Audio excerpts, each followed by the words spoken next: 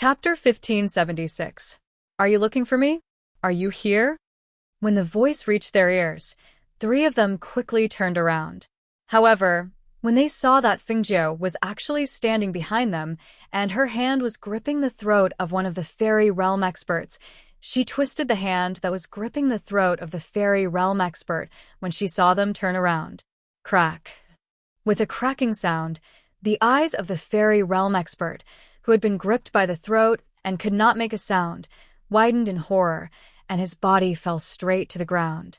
In his dantian, a sharp dagger had pierced through his back, ending his last chance of survival.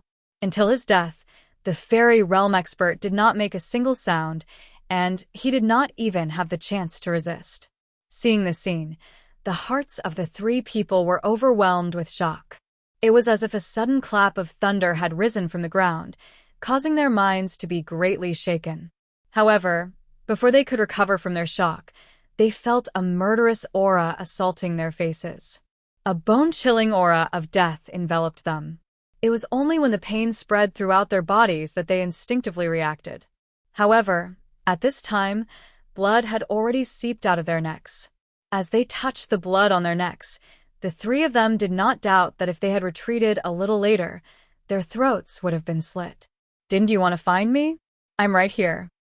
Fengjiu twisted the dagger in her hand, and her clear eyes narrowed as she stared at them. You'd better escape before I kill you. Otherwise, if you fall into my hands, I have plenty of ways to make you suffer a fate worse than death. As soon as she finished speaking, she took advantage of the fact that they were still in a daze, and her red figure once again rushed toward them. It was also at this time that the three people, who had come back to their senses, gritted their teeth and shouted sternly, "Kill her!" The pressure of the fairy realm experts instantly filled the air, and the airflow that was released from their bodies formed a whirlpool that surrounded Fengjiu. The airflow surged and swept up the sand and stones on the ground, isolating her from the rest of the people. The three fairy realm experts entered the whirlpool together to kill Fengjiu. The murderous aura that covered the sky spread out from the whirlpool, and the people outside could not see what was happening inside. They could only hear the sound of swords clashing against each other from time to time. After a few screams, two of the fairy realm experts were ejected from the whirlpool and fell heavily to the ground. At this time, the airflow of the whirlpool dissipated, and the last fairy realm expert fell from the sky, clutching his wound, and retreated. Fengjiu, too, had a few wounds on her body, but blood stained her clothes, and no one could tell. At this time, Guanxilin, who had dealt with most of the nascent soul cultivators, strode over to Fengjiu's side. When he saw that she had a few wounds on her body, his gaze turned cold, and a murderous aura burst out from his body. He waved his large blade and slashed at the two fairy realm experts who had fallen to the ground and had yet to stand up. With a wave of his saber filled with bloodthirsty killing intent, he ruthlessly cut the two men into two halves. Two mournful screams filled with unwillingness rang out, accompanied by the gasps of the surrounding people in the air. Fresh blood stained the ground, and the bloodthirsty killing caused everyone to tremble in fear. They all retreated a few steps, not daring to move forward. When he saw this scene, the only surviving fairy realm expert gritted his teeth and shouted, "Let's go." Even if he was unwilling, he could not stay any longer. Otherwise, he would be completely annihilated. Chapter 1577. Seeing that they had retreated, Guanxilin wanted to get rid of them, but Fengjiu stopped him. "Brother, don't chase after them." She looked deeply at the black-robed men who had fled with injuries. There were only a dozen of them left, and they had suffered heavy losses this time. They probably wouldn't cause trouble for her in the near future. However, who had sent these assassins? Had she offended anyone here? As soon as she thought of this, a figure appeared in her mind, but she wasn't sure. "Young Master Foam, you're injured. Are you all right?" Mayor Duan stepped forward and asked. Although he didn't know how Fengjiu had fought with the fairy realm masters alone, it was obvious that Fengjiu had the upper hand. He was shocked and astonished. He had thought that she was only good at medicine, but he didn't expect her to be so powerful. Moreover, she was a master at the peak of the nascent soul realm. She hadn't reached the fairy realm, but she could fight with those at the initial stage of the fairy realm. Her fighting power was undoubtedly terrifying. I'm fine. She glanced at the wounds on her body. It's just a small injury. She looked at Mayor Duan and the Meng family head and said apologetically, I'm sorry to have troubled you. Young Master Feng, you're too kind. We didn't help much, the two hurriedly said. Let's go back first. Bandage your wounds, Guan Shilin said from the side. He then said to Mayor Duan, Mayor, I'll take her back to the mansion first. Okay. I'll send someone to escort you. As soon as the mayor said this, Guan Shilin waved his hand to stop him. There's no need. I'll protect her. With that, he left with Fengjiu. The mayor and the Meng family had watched as he carried the blood-dripping broadsword and escorted Fengjiu away. They couldn't help but look at the corpses of the two fairy realm masters, who had been cut in half at the waist. Looking at the bloody scene, the two of them swallowed their saliva at the same time. That's right, with him protecting her and Fengjiu's abnormally strong fighting strength, why would they need to protect her? After Fengjiu and Guan Shilin left, the head of the Duan family sent his father back to his residence after leaving some people to deal with the corpse. As for the two sacred experts who had previously caused trouble for Fengjiu, they had long since hidden themselves, not daring to show their faces. As for the other alchemists and pharmacists, there was even less of a need to talk about them. After the assassination attempt, they only wanted to avoid being investigated.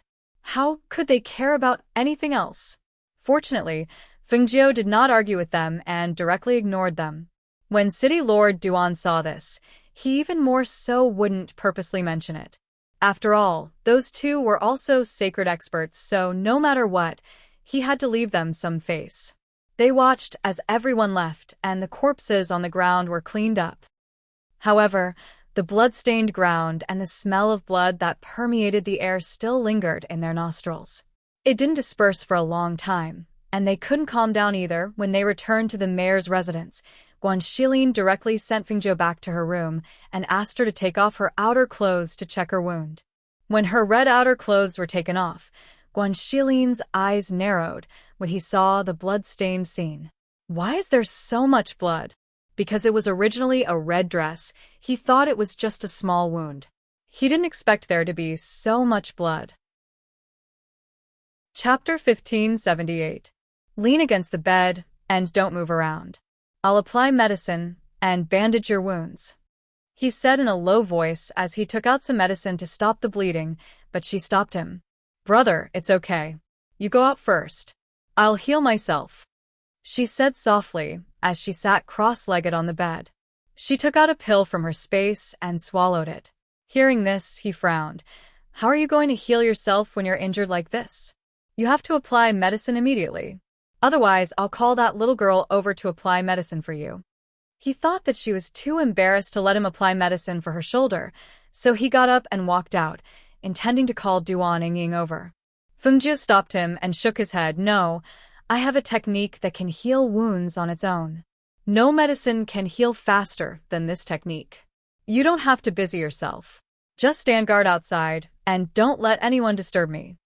Guan Shilin didn't quite believe her, but since she said so, he didn't ask any more questions. He just replied, okay. Call me if you need anything. I'll be outside. After giving his instructions, he left the room and stood guard outside. When Duan Ying heard that Fengjiu and the others had returned, she also came to Fengjiu's room. Seeing Guan Shilin standing guard by the door and covered in blood, she couldn't help but turn pale. She asked worriedly, Brother Guan, why are you covered in blood? Where's Fengjiu? Although she drank the medicine that Fengjiu gave her, her voice was still a little hoarse and dry. Even so, her voice was still clear and audible. Guan Shilin glanced at her and said, We ran into some trouble outside and killed a few people. But she's injured and is now healing. You should go back to your room first. Is Fengjiu okay? Is he okay? She asked worriedly. He's fine. Don't worry. Although he said so, he clenched his fists when he thought of her white underwear being dyed red. Who wanted to kill her? They had even sent out so many strong cultivators. It looked like they were determined to kill her. This person dared to make a move on his sister.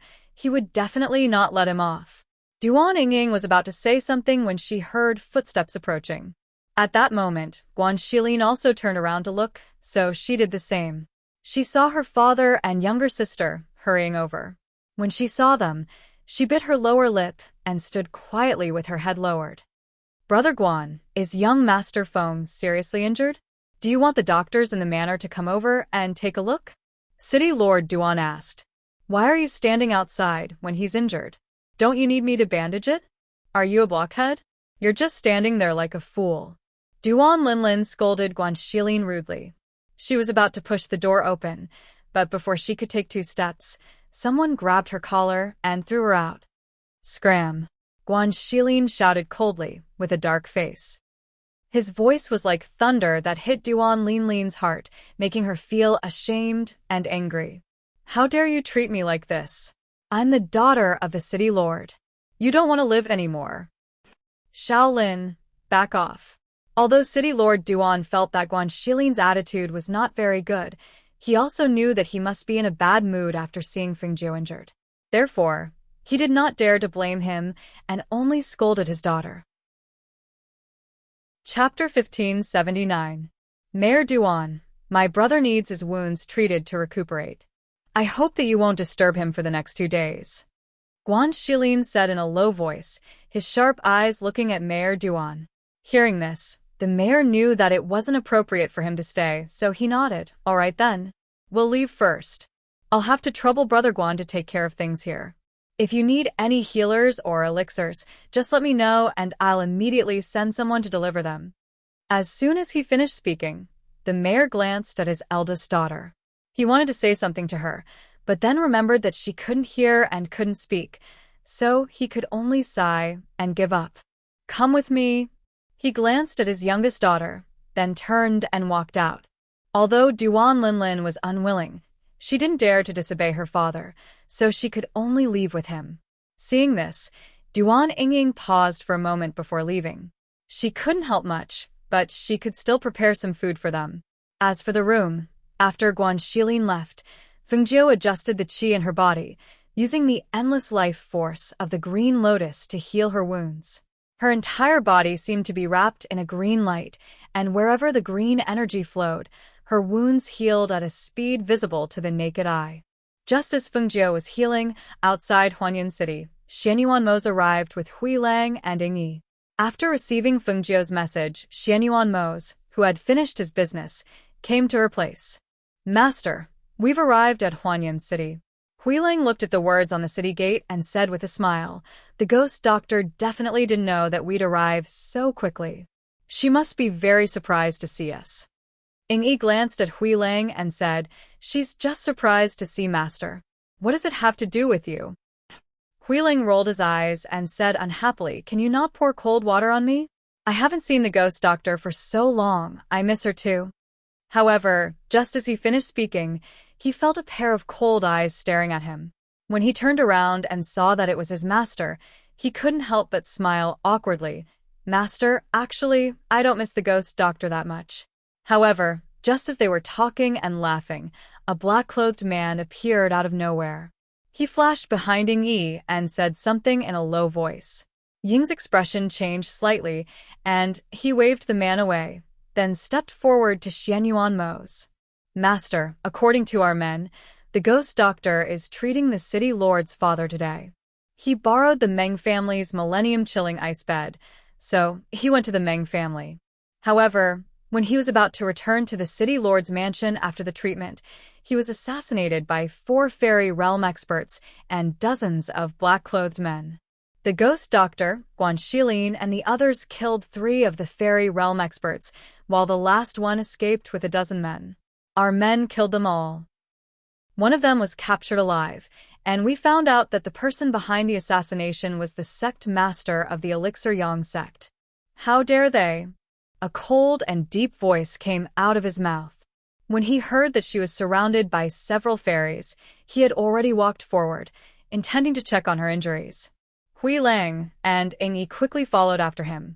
They knew that the Danyang sect's master had reached the end of his life. The 3 of them entered the city and went straight to the city's mansion. When they arrived at the gate, Hui Lang and Eng Yi subdued them without waiting for the guards to report. They opened the gate and let their master in. Chapter 1580.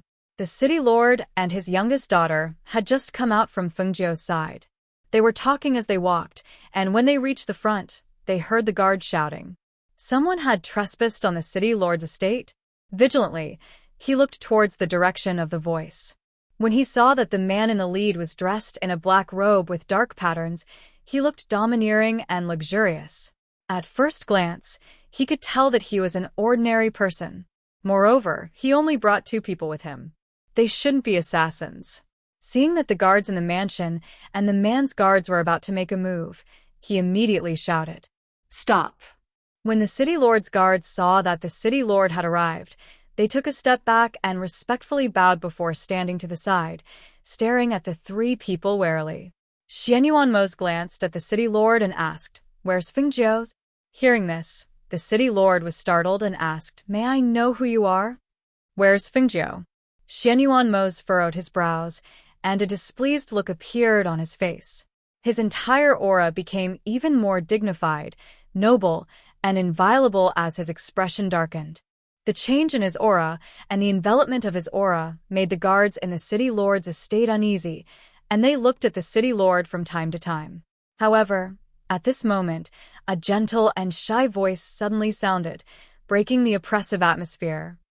Sir, I know where he is. Please come with me. Duan Linlin's heart thumped wildly. Her eyes were filled with this domineering and dignified man. Even if she did not know who he was, his aura and temperament were enough to let her know that this person was definitely not ordinary. Shaolin. The city lord frowned and looked at her disapprovingly. How could she bring him to see Fengjiu without knowing whether he was a friend or a foe? If something happened, she was afraid, Sir. This way, please. She ignored her father's words, and her actions were graceful, completely displaying the bearing of the city lord's daughter. Xian Yuanmo strode forward, Hui Lang and Eng Yi following behind him. Seeing this, the city lord could only follow. When they arrived at the courtyard, City Lord Duan and his daughter were blocked outside. In front of the room, Guan Shilin saw Xian Yuanmo's and the others walk in. When he saw him, he was surprised. It's you. Why are you here? Seeing Guan Shilin guarding the door, Xian Yuanmo's expression softened, and he said in a low voice, How is she? She's injured in several places and lost a lot of blood. As soon as he finished speaking, he saw Xian Yuanmo's was about to enter the room. Xian Yuan Shilin, wait. Guan Shilin Mo's eyes. Guan Shilin's eyes. Little Nine is recuperating. He told me not to disturb him. That's why he asked me to stay here. You can't go in now. Wait a little longer. Guan Shilin said as he gestured for him to sit down at a table. Hearing this, Xian Yuanmo's only paused for a moment, then sat down at the table and said, My men said that the Danyang sect leader hired assassins. Those who escaped were taken care of by Yandian. Danyang sect leader? That old man? Guan Shilin's face darkened, and a murderous aura emanated from his body. Damn it. Xiao Jiu didn't even bother with them, but that old man dared to send assassins to assassinate her. Do you know what happened to her mother a while ago? Xian Yuanmo looked at him and asked. Chapter 1581. Xian Yuanmo did not say anything and only listened quietly. He already knew about this. It was precisely because he knew that she was going to Heaven Mountain that he quickly rushed over to accompany her. The 2 of them sat at the stone table outside the room and waited for Fengjiu to come out. Duan Linlin, who had been outside the courtyard and was unwilling to leave, stared at the courtyard with infatuation. Father, who do you think that man in black robes is? It was the first time she had seen such a domineering man. His entire body was filled with endless charm. She really did not know where he came from. Hearing this, City Lord Duan frowned. Shaolin, put away those thoughts that you shouldn't have. That kind of person is not someone you should provoke. Father, am I that ugly? I'm the #1 beauty in the city. Speaking of this, she raised her chin proudly and complacently. She was born into a good family and had outstanding beauty. Her cultivation was also not bad among her peers. Furthermore, her father was the city lord of Heaven Mountain City. In terms of birth and personal strength, she felt that the average person was not worthy of her. However, if it was a man like this, City Lord Duan looked at her and felt a faint sense of unease. He was not as innocent as his daughter. From what he had seen of the world, he knew that he should stay as far away from this man as possible. This was because his entire body was filled with an intimidating pressure and the domineering aura of a king. Such a person was definitely not someone they could provoke. In order to prevent his daughter from causing irreparable trouble and implicating the family, he raised his hand and directly knocked her out. Men, send the young miss back to the courtyard. Without my orders, don't let her out. 2 shadow guards rushed out and respectfully replied, "Yes, sir." Then they took him away. Not long after, City Lord Duan also turned and left. However, he ordered the steward to send some supplements and other things. It was not until evening when the sky gradually darkened that Fengju slowly exhaled and opened her eyes. Using the green lotus in her body to heal her injuries, whether internal or external, they had all recovered very quickly. This made her even more curious. With such a treasure, why did that old man give this green lotus to her? Such an item was something that people would fight over. Seeing that her wounds had healed and the energy she had lost had been restored, she stood up, put on her coat, and went outside to open the door. "Brother, help me get someone to send some hot water over, Before she could finish speaking, she saw Xianyuan Mose standing outside.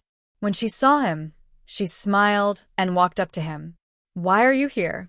When did you arrive?" Xianyuan Mose's eyes darkened, especially when he smelled the strong smell of blood coming from her body. He frowned and asked, "How are your injuries?" "I'm fine now," she said with a smile. Then, she saw her brother stand up from the table with a smile. "You two have a good chat. I'll get the people outside to prepare the water." With that, he walked out, leaving the two of them alone. Xianyuan Mose brought her back to the room and went to take off her coat. When he took off her coat and saw the blood stains on her white undergarment, a trace of hostility flashed across his eyes. Daring to let his woman bleed so much. This time, it was useless to protect the Danyang sect master. He must take his life. Chapter 1582. I've recovered. Fengjiu smiled. "Didn't I tell you before? I have the chaotic green lotus in my body. It has the miraculous effect of regenerating muscles and promoting blood circulation. Naturally, healing is a piece of cake." Hearing this, Xianyuan Mose's expression improved. "It's good that you're fine." Not long after, someone came in with hot water. Xianyuan Mose said, "Go take a hot bath. I'll wait for you outside." "Okay," Feng Jiu replied. After he left, he closed the door and took a bath to wash away the smell of blood. Outside, seeing their master sitting at the stone table, Huilang and Ingyi looked at each other. Huilang walked up. "Master, is the ghost doctor all right?" Hun. He replied and took a sip of the tea. "It's good that you're all right. It's good that you're all right." Grey Wolf let out a sigh of relief. If the ghost doctor was seriously injured, their master's face would be dark and they would be on tenterhooks. Duan Yingying, who was busy in the kitchen, came to Fengjiu's room in the courtyard, but before she could get close, she was stopped by Ingyi. At this time, Guan Shilin walked over and said, "She's called Duan Yingying. She's Mayor Duan's eldest daughter. She's a twin sister with the little one from before." As he spoke, he paused and looked at Duan Yingying, who had her head lowered. He smiled and said, "I don't know how this little girl caught Xiao Zhou's eye. She's been cooking our meals for the past 2 days. She's pretty good at it." Hearing this, Ingyi didn't stop Guan Shilin and let him bring her in. When they arrived at the stone table and saw the 2 dishes on it, Guan Shilin said to Huilang, "Go and help her bring some food. See if it's enough. If it's not enough, let the people outside send more in." "No problem," Huilang replied and patted Duan Yingying's shoulder. "Little girl, let's go." Unexpectedly, this pat scared Duan Yingying so much that her face turned pale and she retreated in panic. "This girl is very timid. Don't scare her." Guan Shilin continued. "She used to be deaf and mute, but Xiao Zhou cured her, but she hasn't fully recovered yet." Huilang was surprised and then nodded. Okay, I got it. The two of them then went to the kitchen. Duan Yingying was a little afraid of them, so she didn't walk too close to Huilang. She just followed 3 steps behind him. When Huilang came to the kitchen and saw the dozen or so dishes, he looked around the kitchen in surprise. Seeing that there was no one else, he asked, "Did you make all these by yourself?" Duan Yingying glanced at him and then nodded. She whispered, "I knew there would be guests, so I made more." She didn't go to the front, but she knew that Fengjiu's people had come, so she went back to the kitchen to make more. I couldn't tell, Huilang said with a smile. He picked up his chopsticks and secretly tasted the food, nodding from time to time. It tastes really good. Hearing this, Duan Yingying smiled happily. She liked to cook, so she was happy to see other people like to eat the food she made. The two of them carried the dishes to the front and found that one table couldn't fit all of them, so they moved another table and put it together. When the dozen or so dishes were placed on the table, Fengjiu happened to come out of the room. Chapter 1583. Duan Yingying sat awkwardly because there were a few strangers around. She didn't even dare to raise her head. Fengjiu, who was sitting next to her, comforted her and pulled her aside to talk. Only then did the atmosphere gradually ease. Huilang and Yingyi also sat down under Fengjiu's instructions. However, they only dared to sit at the end of the table and didn't dare to sit too close to their master. In other words, the two of them sat at the lower end of the table. Everyone drank wine and chatted, and the meal was very relaxing and pleasant. Outside, Mayor Duan, who didn't know that there was such a lively atmosphere inside, was still wondering how serious Fengjiu's injury was. Would he be able to receive those people inside? However, because he had been told not to disturb them, he didn't send anyone in. After the meal, Huilang went outside to call someone in to clean up the table. The others walked together in the garden. Even Duan Yingying quietly followed behind them. Xiao Jiu, since they're here, let them accompany you to Tianshan. I'll leave first tomorrow. There are still some things I have to deal with, Guan Shilin told Fengjiu his plan. You're not going to Tianshan with us? She was a little surprised. They had already agreed to it.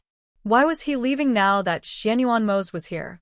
She didn't hear him say that he had something to do before. He nodded and said, "Yes, I'm not going. I plan to deal with some things first. When the time comes, I'll go to Lung Shuang and the others to see foster mother." All right then. Take care of yourself outside. Don't worry about me. I'm a man who has experienced many things. I don't care about ordinary dangers. Guan Shilin laughed heartily. He looked at Xianyuan Mose and said, "I'll have to trouble you to take care of my sister." Xianyuan Mose glanced at him and nodded. Then, let's leave tomorrow, Fengjiu said to Xianyuan Mose. When they arrived at the garden in the courtyard, she stopped and looked at a stalk of spiritual medicine. That's it. I'll go and pick it first. We'll leave at dawn tomorrow. This way, we won't alert anyone. She walked inside and shouted to Duan Yingying behind her, "Yingying, lend me your little shovel." Hearing Fengjiu's words, Duan Yingying took out a small shovel from her space and handed it to Fengjiu, then stood aside and watched. She knew that she had come here for this stock of spiritual medicine, saying that it was her reward for curing her grandfather. Watching her dig out the spiritual herb and transplant it into her space, Mo Tiange was a little startled. Won't the spiritual herb die if you do this? Normally, space could only store inanimate objects and spiritual herbs were no exception. Even if she moved the soil inside, she was afraid that it wouldn't survive. It won't. Fengjiu smiled and handed the small iron shovel back to her. We're leaving tomorrow, so we won't say goodbye to your father. If he asks about it, you can tell him that I was the one who dug out the elixir. Okay. Duan Yingying nodded. She was a little reluctant to part with her. Will you come again in the future? Fengjiu smiled and shook her head. I don't think so. The place I'm going to is not here. Didn't I give you 2 books? Remember to practice hard. It'll be good for you to learn. Chapter 1584. In the middle of the night, Huilang went out with Lao Bai to prepare and didn't return. Fengjiu and the others went to bed early. The next morning, Duan Yingying, who knew that they were leaving, made porridge and a few dishes for them to eat. When she sent them off, she gave Fengjiu a bag of dried food. You can eat this on the road. It can be stored for a few days. I also made some jerky for you. Her voice had completely recovered and was no longer hoarse, but pleasant to the ear. Ying, I really like you. Thank you. Fengjiu took the bag and hugged her, smiling as he thanked her. Hearing this, she lowered her head in embarrassment and nodded. You must take good care of yourself. If there is a chance in the future, I really hope to see you again. Okay, if I pass by here in the future, I will definitely come and see you. But you have to remember my words. Even if it's your family, you have to be careful. Your sister is not a good person. You have to be careful and learn more self-defense skills. She said worriedly. And don't worry, I will. Okay, then we will be leaving. Fengjiu said and nodded towards Xianyuan Mose and the others. They gathered their energy and directly rushed towards me from the courtyard. In just a few breaths, they disappeared into the morning sky. At noon, City Lord Duan was pleasantly surprised that his father had woken up.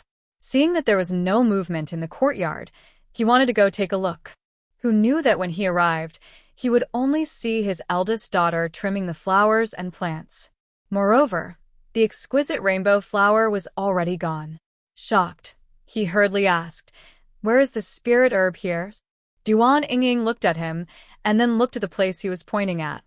Thinking for a moment, she lowered her head and took out a pen and paper from the universe bag at her waist and wrote, That spirit herb was dug up by Fengjiu. They left before the sun rose.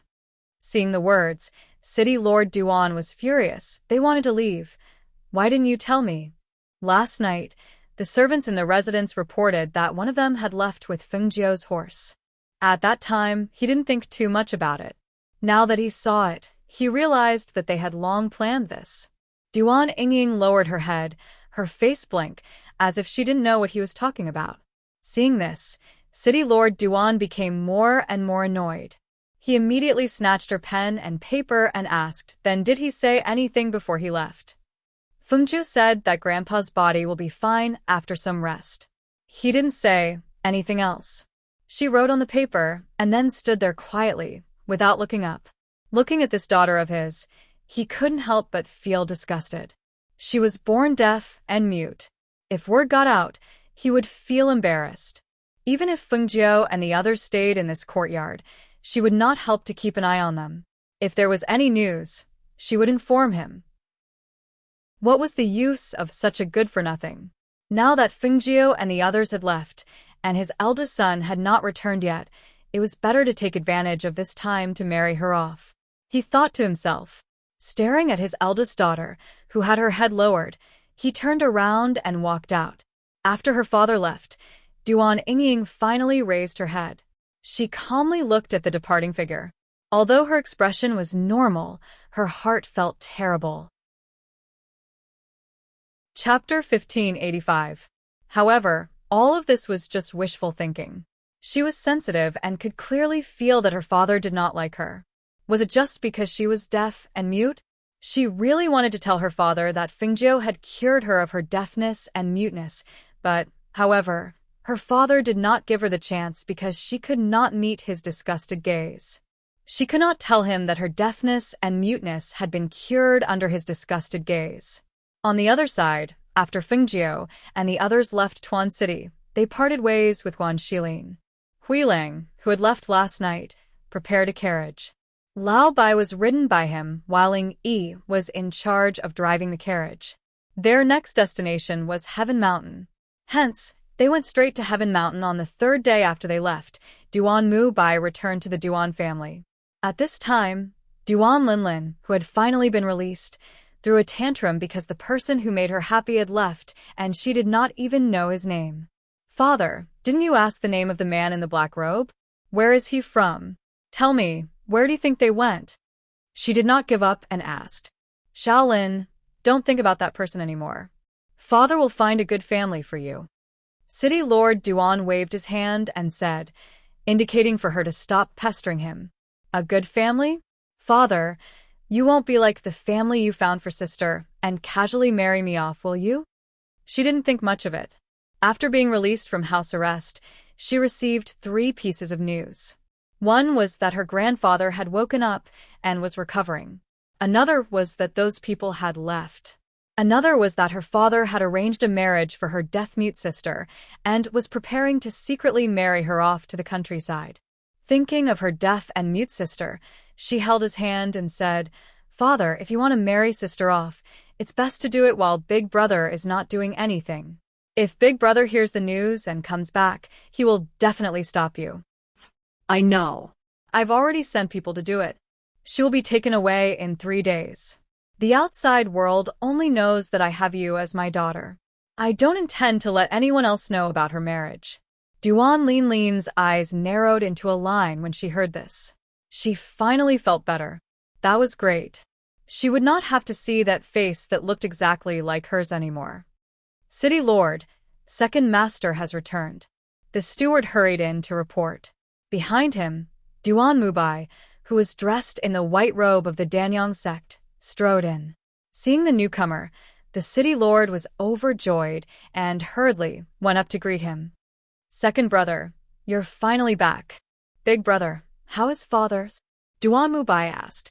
He had rushed back after hearing the news, but his injured body needed to recuperate. Coupled with the delay on the road, he had only just returned home. "Don't worry. Father is fine and has already woken up. You don't know, but a few days ago, a red-clothed youth called Fingjiu found out that we have the exquisite rainbow flower in our residence, so he came to our door. He was the one who cured Father's illness. Now, Father's life is no longer in danger, and he is recuperating." "You're saying that the person who treated Father was a red-clothed youth? Fingjiu?" Duan Mubai asked in disbelief. Seeing the look of disbelief on his face, City Lord Duan nodded and said, "That's right. What's wrong? You know that young Master Foam?" Chapter 1586. It's a long story. Sit down and rest for a while. I'll tell you slowly. The city lord gestured for him to sit down and told him everything that had happened. Duan Mubai fell silent when he heard his brother's words. He came for the exquisite rainbow flower. Could it be because of the poison in his mother's body? How is Wanrong now? "Second uncle, will you be staying at home for a while this time?" Duan Linlin seized the opportunity to ask. No. Duan Mubai shook his head. City Lord Duan was surprised. "Since you're back, why don't you stay for a while?" Something has happened in this sect recently. You haven't received the news here, but the news has spread elsewhere. Danyang sect is in chaos now. Since Father is fine, I'll leave tomorrow. They had no master in the peak and had many things to settle. It was not convenient for him to stay here. Moreover, his brother was taking care of his father, so he was relieved. "What news has spread? And we haven't received the news yet?" City Lord Duan asked. He had been busy with his father's affairs recently, so he was not well informed. "I'll tell you about this later. I'm going to see Father." He stood up and said, "All right, come with me." City Lord Duan personally led him to his father's courtyard. After Duan Linlin saw the two of them leave, she thought for a while and went to her deaf and mute sister's courtyard. When she arrived at the courtyard, she saw Duan Yingying, who was wearing a simple and elegant dress, watering the flowers and plants. She looked relaxed and happy. She sneered. "You're still in the mood to water the flowers? Oh, that's right. You're deaf and mute, so you can't hear what I'm saying." She deliberately walked in front of her and looked at her, then said with a smile. Duan Yingying could hear her, but she did not say anything. She only looked at her in confusion. "You don't know? Father has found a good marriage for you. In 3 days, you'll be married off secretly. I heard that the man is a landowner in the countryside. His family has some money, but ordinary people can't cultivate." She didn't notice that Duan Yingying's eyes narrowed slightly after hearing her words. She pursed her lips and tightened her grip on the watering pot. She lowered her head and listened quietly. "Actually, he's quite compatible with you. You're both deaf and mute, so it's impossible for you to marry those young masters of aristocratic families. Those kinds of families wouldn't want a deaf and mute person like you. You have to know that even Father thinks that you're an embarrassment. Otherwise, why would outsiders only know that I'm the only daughter in the city lord's mansion? Pfft, I'm the one who's here, because I'm bored. You won't hear me even if I tell you. It's a waste of my breath. She glanced at her with disdain and turned to leave. Perhaps it was because she was unhappy that she deliberately came to her deaf and mute sister to feel superior. Seeing that she couldn't hear a single word she said, not knowing what she was talking about, and not knowing how long it would take for her to be married off, she felt happy in her heart. As long as she was married off, she wouldn't have to look at this exact same face in the future. However, when she walked outside, she stopped in her tracks. Thinking about how she was going to marry a rich man in the countryside with her face, she felt disgusted, and a crazy idea surfaced in her heart. Chapter 1587. It's such a pity that I didn't have the chance to meet such a person. If I could have befriended him, he would have been of great help to the Duan family. What a pity, what a pity. Father Duan sighed as he sat on the bed. But he killed second brother's master. I'm afraid. City Lord Duan said hesitantly. He thought of the assassination attempt by the Meng family and said to Duan Mubai, for fairy realm masters and dozens of nascent soul realm masters were sent for the assassination attempt. They were determined to kill Fengjiu. It's very likely that the sect leader sent someone to do it. If the sect leader really sent someone to do it, the Danyang sect will be in trouble. The person beside Fengjiu is the Yama Lord of Hell Hall. If the sect protecting elder had not interceded that day, the sect leader would have been killed.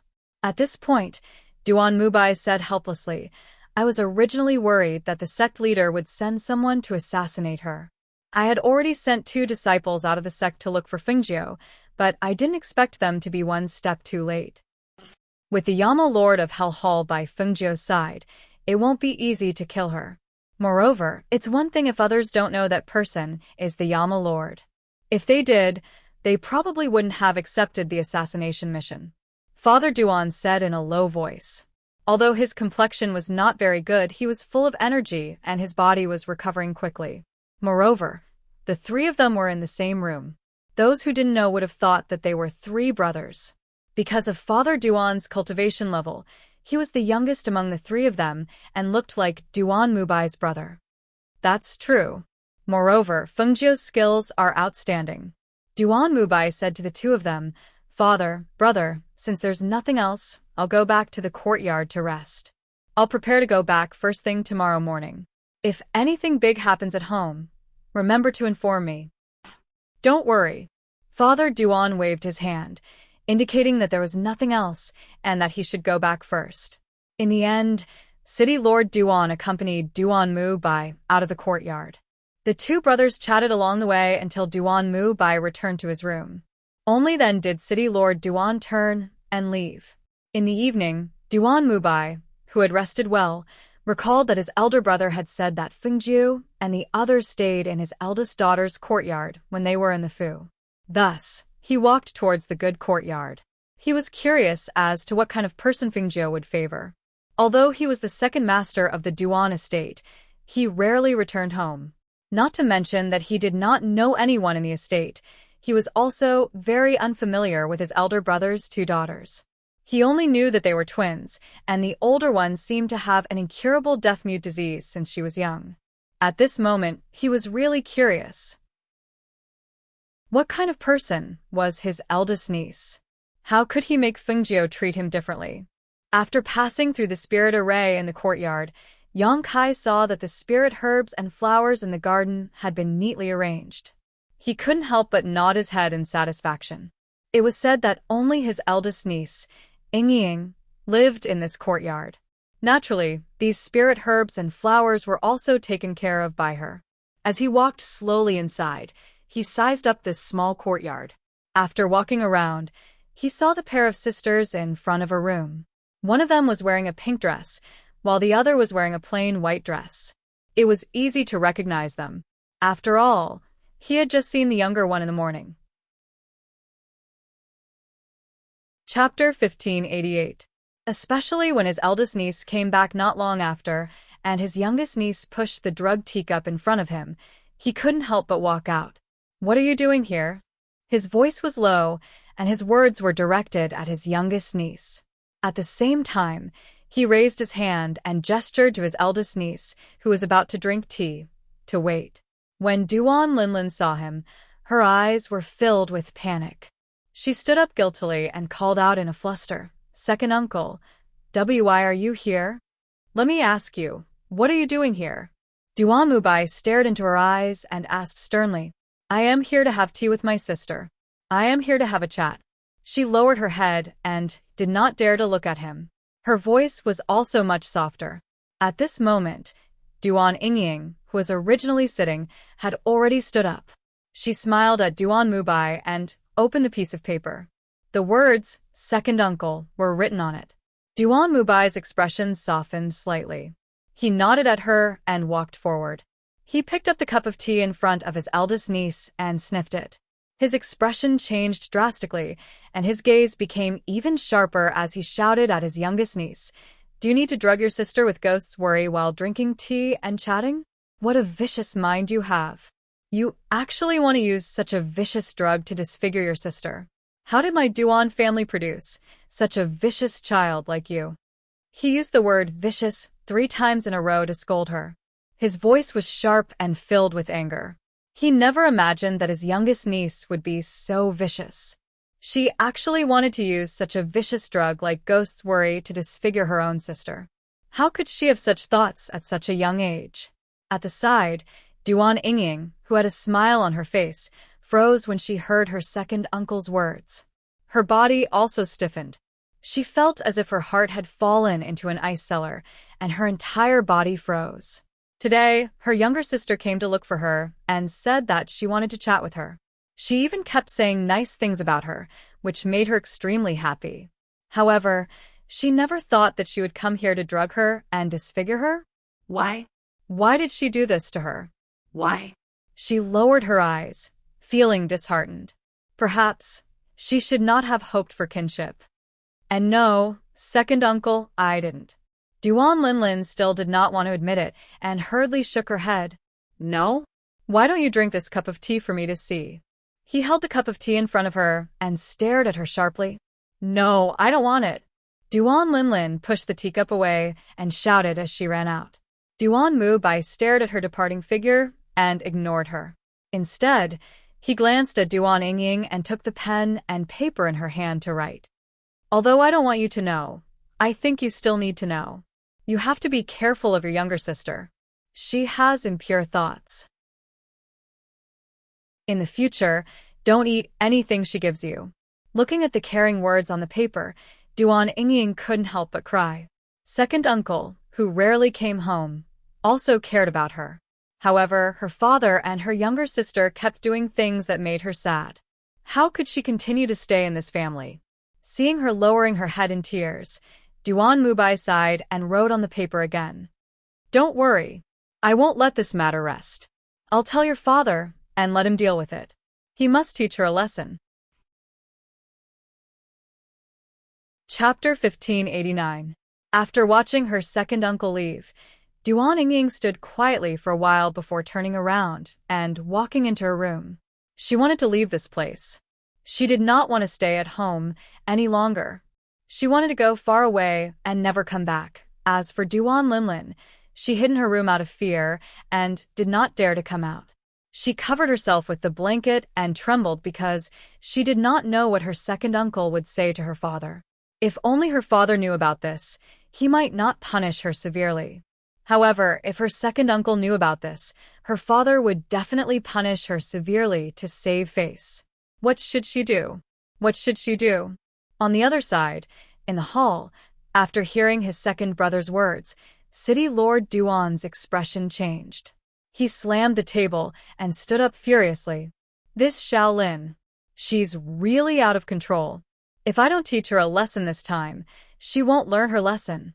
Men, bring her to me. The 2 guards obeyed the order and left. Meanwhile, Duan Mubai sat in the hall and sipped his tea as he said, Big brother, this child has to be taught a lesson. She can even do this to her own family. If she gets married in the future, the reputation of the Duan family will be ruined. Furthermore, It's extremely easy for her to cause trouble for the Duan family. If I didn't see that scene, I wouldn't dare to believe that what I saw was real. Don't worry, second brother. I will definitely discipline her properly and make her remember this lesson. He hurriedly promised. Duan Mubai glanced at him indifferently and sipped his tea. Big brother, I don't want to interfere with your family matters. However, this matter is definitely inappropriate for this little niece to do. If anything happens to eldest niece, this matter will only cause the reputation of the Duan family to be ruined. Furthermore, from what I know, eldest nephew seems to treat eldest niece very well. If he returns home and finds out about this, I reckon there will be internal strife in the Duan family. At that time, if we do something like killing each other, we will only be laughed at by outsiders. As the city lord, I'm afraid you won't be able to lift your head up in the city. Hearing that, City Lord Duan wiped his sweat and nodded. Yes, second brother is right. I will definitely put an end to this matter. What? Let go of me. I can walk on my own. Let go, let go. Outside, before anyone could be seen, they heard Duan Linlin's furious cry. The two people in the hall looked outside and saw her being escorted by 2 guards. When Mayor Duan saw this, he strode out.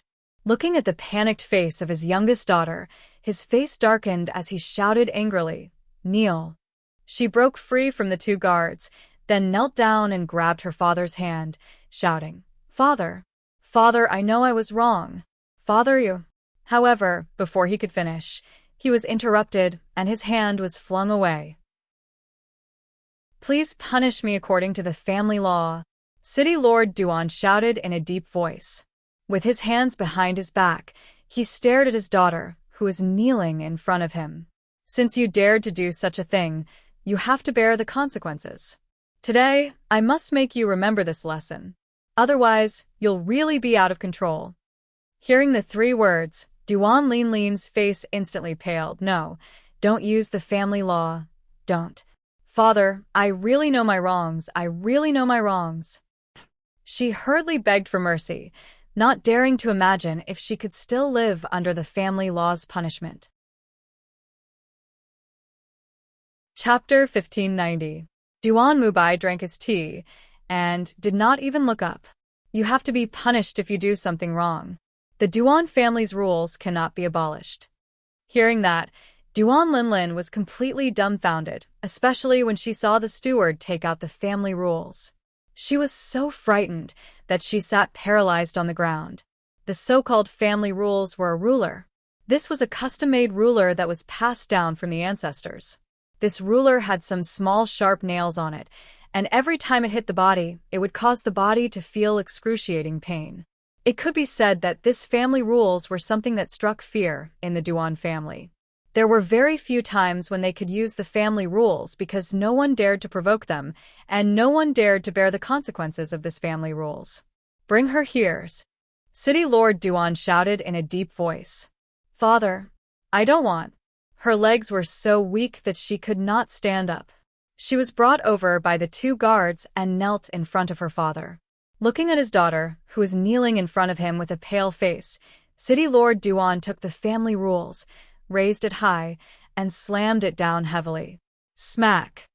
Ah! A heavy blow landed, and the pharaoh landed on her back. Blood instantly seeped out from the back of her pink dress, accompanied by her shrill scream that spread throughout the manor. Everyone in the manor was shocked and quietly gathered around to take a look. Smack! Smack! Smack! Ah! Don't hit me anymore, father. Don't hit me anymore. Ugh. It hurts. It hurts so much, father. She fell to the ground and wailed, but because she was held down by the 2 guards, she could not escape and could only cry and beg for mercy. As the family discipline fell, the sound of slapping and the miserable cries made people's scalps go numb. Especially when they saw Duan Linlin's body oozing with blood because of the family discipline, they were even more shocked. The residents had not used the family rules for a long time. They did not expect that the one to be punished this time would be the city lord's beloved youngest daughter. This made everyone speculate what kind of heinous crime she committed.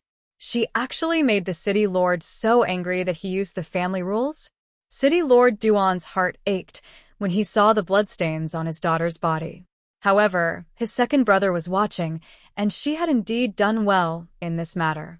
If he stopped like this, he was worried that his prestige would be damaged in the future, and he would not be able to raise his head in front of his second brother.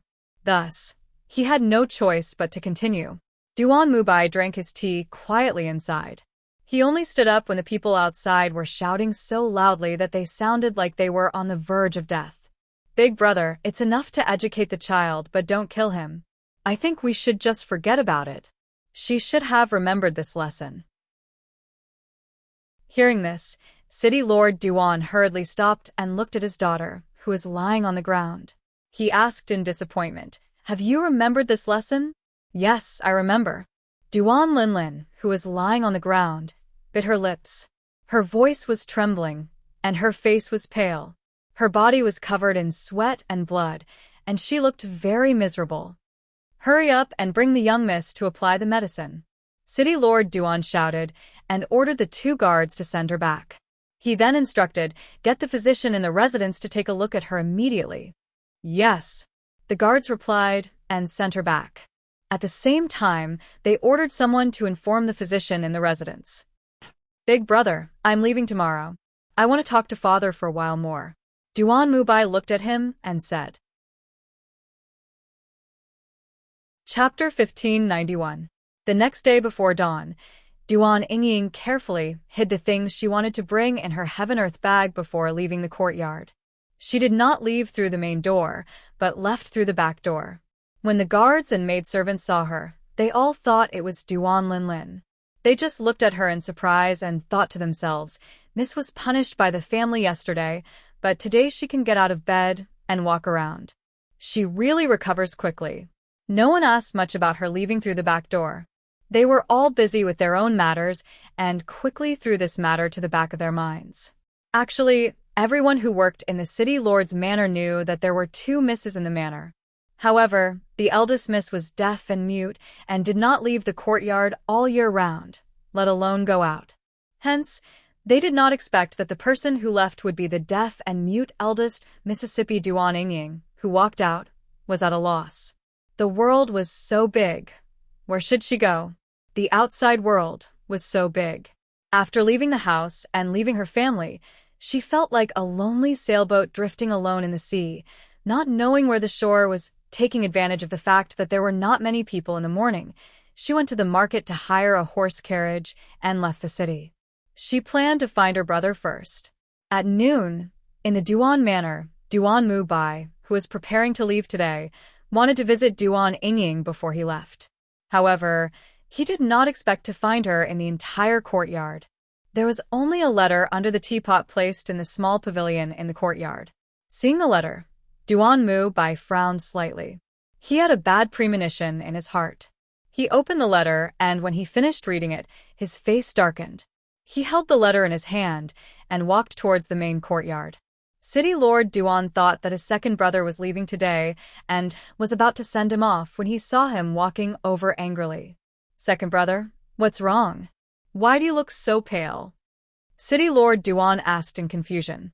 "Eldest brother, Yingying left," he said in a low voice as he stared at him. "What?" City Lord Duan was shocked and asked in astonishment. "Left? What do you mean?" "See for yourself." He handed the letter to him and then turned around with his hands behind his back. He sighed in his heart. His eldest brother had really disappointed him. As a father, how could he do that? City Lord Duan took the letter and read it. His expression changed slightly. The letter said that she knew that he was going to marry her off to the countryside. In addition, Lin had tried to disfigure her by poisoning her. She didn't want to stay in this family anymore. She didn't want to be married off like this, so she chose to leave and told them not to look for her. "Second brother, listen to me. This is..." City Lord Duan wanted to explain. After all, he didn't expect things to turn out this way. "I don't want to know what happened. Big brother, I'm leaving. Take care of yourself." He shook his head and walked out.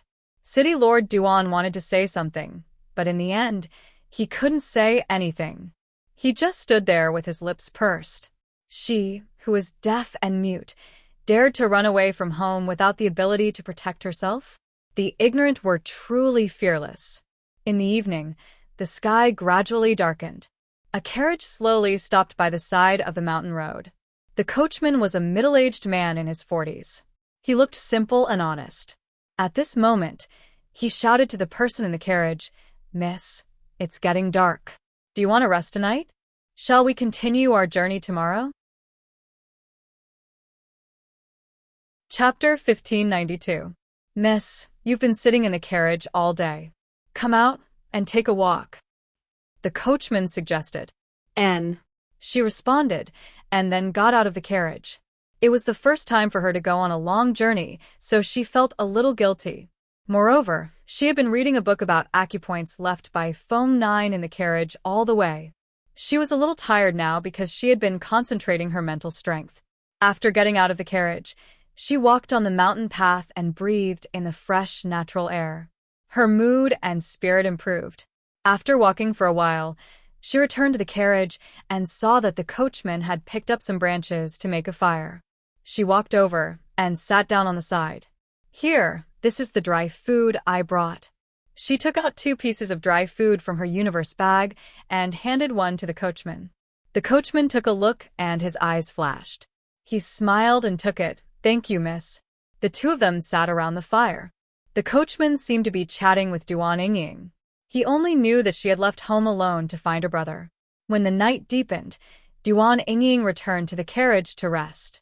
The coachman rested beside the fire. However, when she was sleeping in the middle of the night, she felt a pair of hands touching her body. She was startled and suddenly jumped up. What are you doing?" He, miss, don't be afraid. I was afraid you'd be cold, so I came to see you." The coachman's previous honest expression changed. At this time, his face was filled with desire as he stared at Duan Yingying's outstanding, charming face and exquisite figure. She was alone in the wilderness, and she was a beautiful woman without any cultivation base. Furthermore, she was with a strange man. It would be strange if nothing happened. Go away. Go away. Don't touch me." She screamed in panic, struggled, and kicked that person. She didn't expect that the people outside would have such bad intentions, and she didn't expect that an honest-looking coachman would have bad intentions towards her. He, miss, this is your first time out, so you don't know. Outside, not everyone is a good person. You don't have any strength, but you have beauty. You also have a Immerse bag with many things. Don't you know that you shouldn't show off your wealth? Meeting me is considered good. Don't worry, as long as you follow me, I will definitely spare your life. Come on. No one can save you in this place. Be obedient, and you won't have to suffer. Go away. Go away. Help. Help. She screamed in panic. That pair of hands touched her body and tore her clothes. That feeling of despair and fear took over her heart. She had never encountered such a thing in her mind. Her mind was in a mess and she had no idea what to do. Rip. The sound of clothes being torn could be heard. That kind of despair gave birth to a strong will to survive. She clearly knew that at this moment, no one could save her, and the only one who could save her was herself. She did her best to calm herself down. When she remembered that the jade pillow she had been resting on was right next to her, she immediately reached for the jade pillow. She grabbed the jade pillow in her hand and used it to hit the back of the driver's head. Ah! The coachman let out a blood-curdling scream. His body stiffened, and he fell to the ground. The thick stench of blood spread throughout the carriage. Even in his death, the coachman had never imagined that the woman he had looked down upon would give him such a fatal blow. Chapter 1593. Under the nightlight, it was a beautiful woman dressed in red. Her entire body exuded a mature and seductive charm. She looked to be in her 30s, but her true age was unknown. She leaned against a tree not too far away and looked at Duan Yingying, who had lost her head out of fear. At this moment, she was stunned and trembling. She then curled her lips and asked, "Is he dead?" Duan Yingying felt as if all the strength in her body had been sucked out.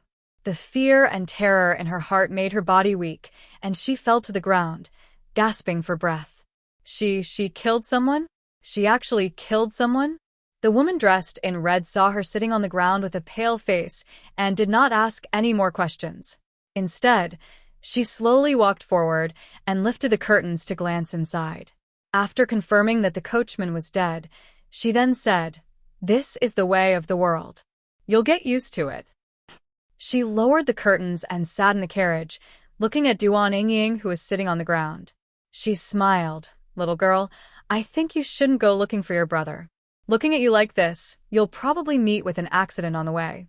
Who knows, you might even lose your little life.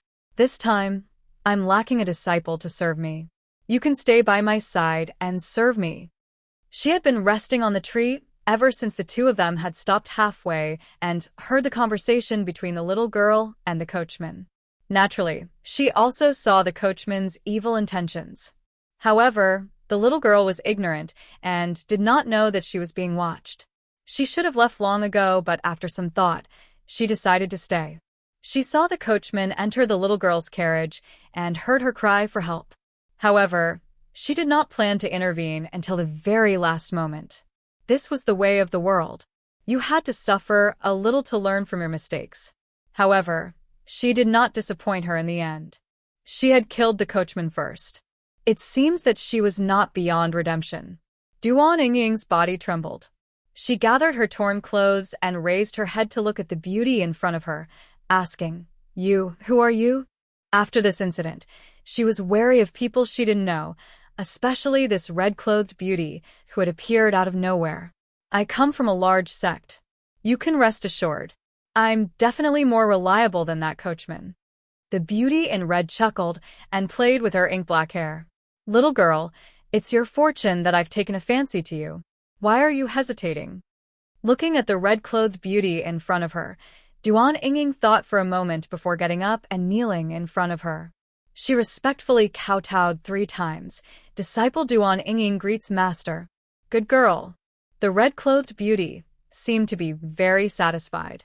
She glanced at the Qianquan bag on her waist with disdain, then took out a bracelet and handed it to her.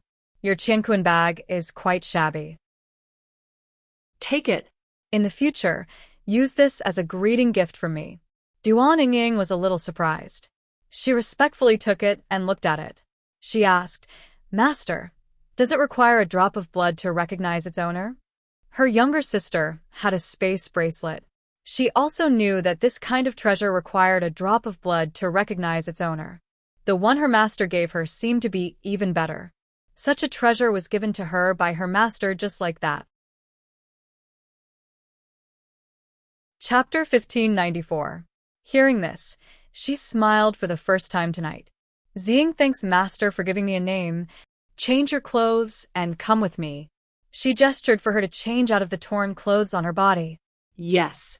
Ziying replied. She took off her outer clothes and put on a clean one. Then she walked back to the carriage and wiped the jade pillow clean before putting it away. Only then did she leave with her master in the darkness.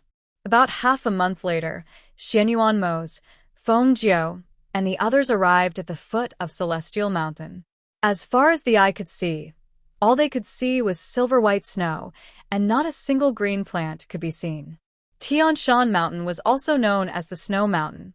In this place, the temperature was bone-chillingly cold, but at the peak of Tianshan Mountain, it was another world.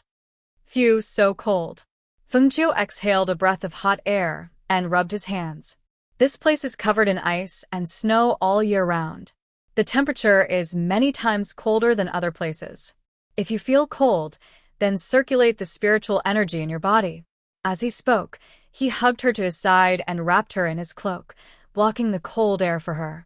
Grey Wolf and Yingyi followed behind and rubbed their hands from time to time. How did Tianji Elder get used to living in such a cold place?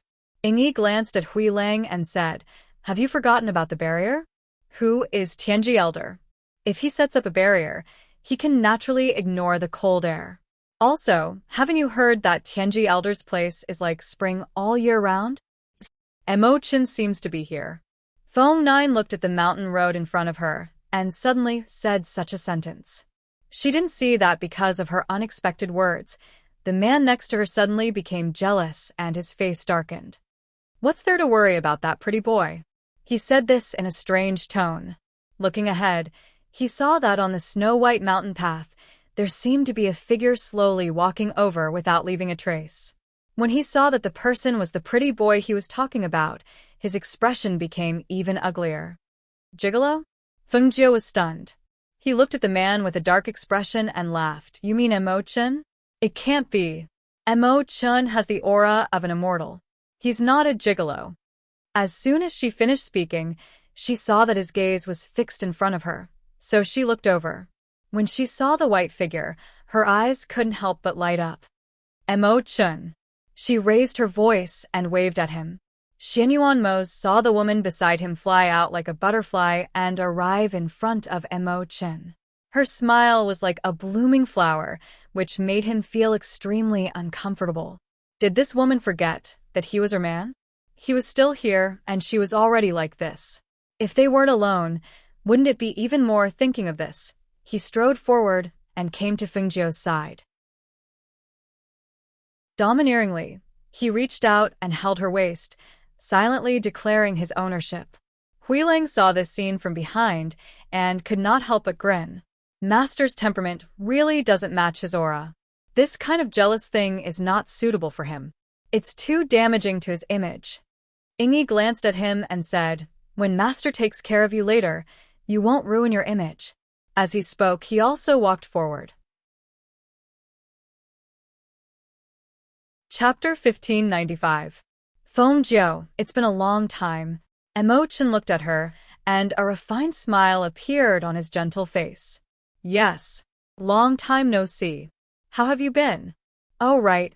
How did you know we were here? Did you specially come to pick us up? She looked at him with a smile on her face. Yes, my master said you were here, and asked me to come down and bring you up the mountain. He smiled and nodded, then looked at Xianyuan. Xianyuan glanced at him and did not say anything. Feng was different. After hearing this, he was very surprised. Your master is really good at predicting. He can even predict that we're coming? Did he predict what we're here for? Hearing this, he smiled and said slowly, he must have come with a request. As he spoke, he gestured to them and said, Follow me to see my master. He then led the way. They followed behind him. Feng chatted with Emo-chan from time to time along the way. With Emo-chan leading the way, they didn't encounter anything on the way to the top of the mountain. They walked all the way to the top of the mountain with ease. While chatting, they didn't feel that this section of the mountain road was very difficult. As they chatted, they stopped at the top of the mountain. When Fengjio and the others saw the scenery at the top of the mountain, their eyes could not help but light up. The words spring all year round were true. It was different from the snowy mountain below, where not even a blade of grass grew. The top of the mountain was almost flat with a boundary separating it from the outside. Inside the barrier, hundreds of flowers bloomed, butterflies fluttered, and some small animals shuttled back and forth among the flowers and plants. On the plum blossom trees, birds leaped lightly on the branches, chirping incessantly. And these were only the scenes they saw in front of them. It seemed that they did not see the entire mountain. Come in. The top of this mountain is very big. This is only one of the sights. Emo-chan opened the boundary to let them in and introduce them. There's only me and my master on this mountain. Feel free to do as you please.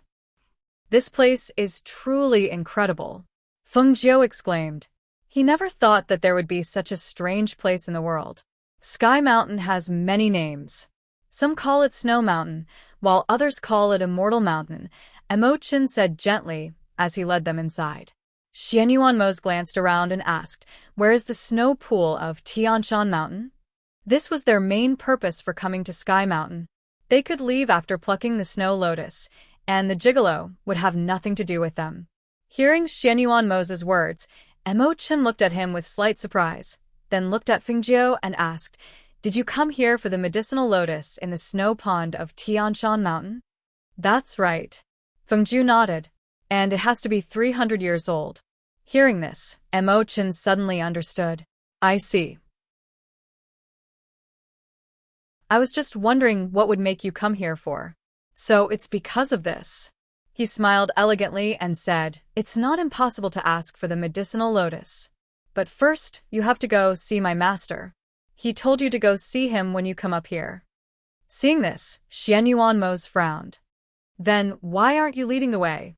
Mo Chen smiled disapprovingly and gestured for them to follow him. This way. He led them into the mountain. Chapter 1596. It was a white-haired elder dressed in a white robe. He sat beside the snow pond, holding a fishing rod in his hand. He seemed to be asleep, but also seemed to be in a daze. He sat there quietly, without moving. His body was filled with an ethereal aura. This ethereal aura made him seem as if he had merged with the heavens and earth, giving off an unreal feeling. You're here? I've been waiting for you, for a long time. He slowly turned around and looked at Xianyuanmo and Fengjiu, who were standing not far away, and revealed a peaceful smile. How did Tianji Elder know that we were coming? Fengjiu asked with a smile. He looked at the silver-haired elder in front of him. This person was Mo Chen's master. He even knew that she was from the outer world. Tianji Elder smiled and looked at the two of them. He said meaningfully, "Not only did I know that you were coming, I also knew that you would face a great calamity." Hearing this, Fengjiu's heart skipped a beat. Great calamity. She glanced at Xianyuanmo, then looked at Tianji Elder and asked, "Tianji Elder, please enlighten us." Tianji Elder shook his head with a smile. Heaven's secrets cannot be revealed. Xianyuanmo frowned and looked at Tianji Elder, saying, "We're here for the 300-year-old icy heart white jade lotus behind you." Listening to Tianji Elder's nonsense only made Fengjiu's imagination run wild. Hearing Xianyuanmo's words, Tianji Elder smiled and walked to the side of the snow pond. He flew over and plucked the 300-year-old icy heart white jade lotus from the snow pond. Then he turned around and returned to the side. He glanced at the icy heart white jade lotus in his hand and slowly walked up to Xianyuanmo and Fengjiu. He looked at them and sighed. The road ahead of you will not be easy. The world is changing, and a storm is brewing. Please take care. After handing the icy heart white jade lotus to Fengjiu, he turned around with his hands clasped behind his back and walked away with light steps. Only 2 sentences were carried by the breeze and entered the ears of the few people present. If it's a blessing, it's not a curse. If it's a curse, it can't be avoided. The phoenix is reborn from the ashes. Hearing that, Fengjiu didn't feel good and even felt a little irritated. It seemed that those who knew how to look at the number of the Emperor Star and calculate with their fingers all liked to talk about the beginning but not the end. This made them feel even worse than not talking at all. This Tianji Elder was not an ordinary person. Since he said so, he must have his reasons. But what was it? When Mo Chen saw this, she smiled faintly and said, "Please don't take offense. My master is like this. You've come from afar, so please stay here first." As she spoke, she gestured for them to enter first. Xianyuanmo originally didn't want to stay here, but when he thought of Fengjiu's hurried journey, he didn't say a word of objection. Instead, he took her hand and walked forward. There's no need to worry. This kind of old swindler likes to deliberately mystify things. He spoke slowly, hoping that she wouldn't be too worried because of the Tianji Elder's words. And Fengjiu, who had been wondering just what was going on, couldn't help but laugh when he heard Mo Chen call the Tianji Elder an old swindler. His originally grave mood eased a little, and he gave Mo Chen a disapproving glare. That's the Tianji Elder. How can you call him an old swindler? That's too rude. As he spoke, he smiled apologetically at Mo Chen. Chapter 1597. He brought them to the front of the bamboo huts and said to them, "There are a few rooms here. You can stay here for now. The mountain is simple and crude, so I'll have to ask you to make do with it." "This place is very good, thank you." Fengjiu smiled and thanked him. Seeing that there were actually several bamboo huts here, he couldn't help but be surprised. "Didn't you say that there were only you and your master on Heaven Mountain? Why are there so many bamboo huts here?" Mo Chen smiled warmly and explained, "My master's good friends come here every once in a while to stay. These bamboo huts were originally prepared for them." I see. She nodded and walked into one of the huts. Seeing that it was fully furnished, simple and elegant, she couldn't help but smile. From below, Heaven Mountain looked like a snowy mountain, cold and lifeless. However, upon reaching the top, it was a completely different world. The place where Tianji Elder lived in seclusion was indeed different from the rest. You can walk around the mountain as you wish, but it's best if you don't leave the barrier. There are more formations and ferocious beasts outside the barrier. If there's anything else you need, feel free to come find me, Emo-chan said, glancing at Fingjiu before leaving. Mose, don't you think that Emo-chan looks more and more like an immortal the more you look at him? Look at his white robes fluttering in the wind, leaving no trace behind. He really lives up to the name of an immortal. Fingjiu stared at Emo-chan's departing figure as she spoke to Xianyuan Mose beside her. It was as if she didn't know that the person beside her had darkened after hearing her words. Xianyuan Mose glanced at the departing figure. Immortal? I don't think so. No matter how you look at him, he's just a pretty boy. After saying this, he turned and walked towards the bamboo huts. Hearing this, Fingjiu smiled and narrowed her eyes. She said to Huilang behind her, "Look at your master's jealous face. Isn't it fun?" Huilang grinned and hurriedly nodded his head. Interesting, interesting. Ghost Doctor, only you have a way to make my master jealous. I was telling Ingi earlier that when my master gets jealous, it simply destroys his heroic and domineering image. He's simply at Sundra. Before he could finish speaking, he saw his master, who had originally walked into the bamboo house, walk out with a dark face and anger. His sharp gaze swept over him with anger, scaring him so much that he couldn't continue speaking. He could only embarrassedly reveal a fawning smile. Hee Moss, master. You have a lot of free time? Full of energy? Since that's the case, then go and clean the snow on the path we came from. Go. Xianyuan Mose said coldly. Ah. Master, you don't want to, right?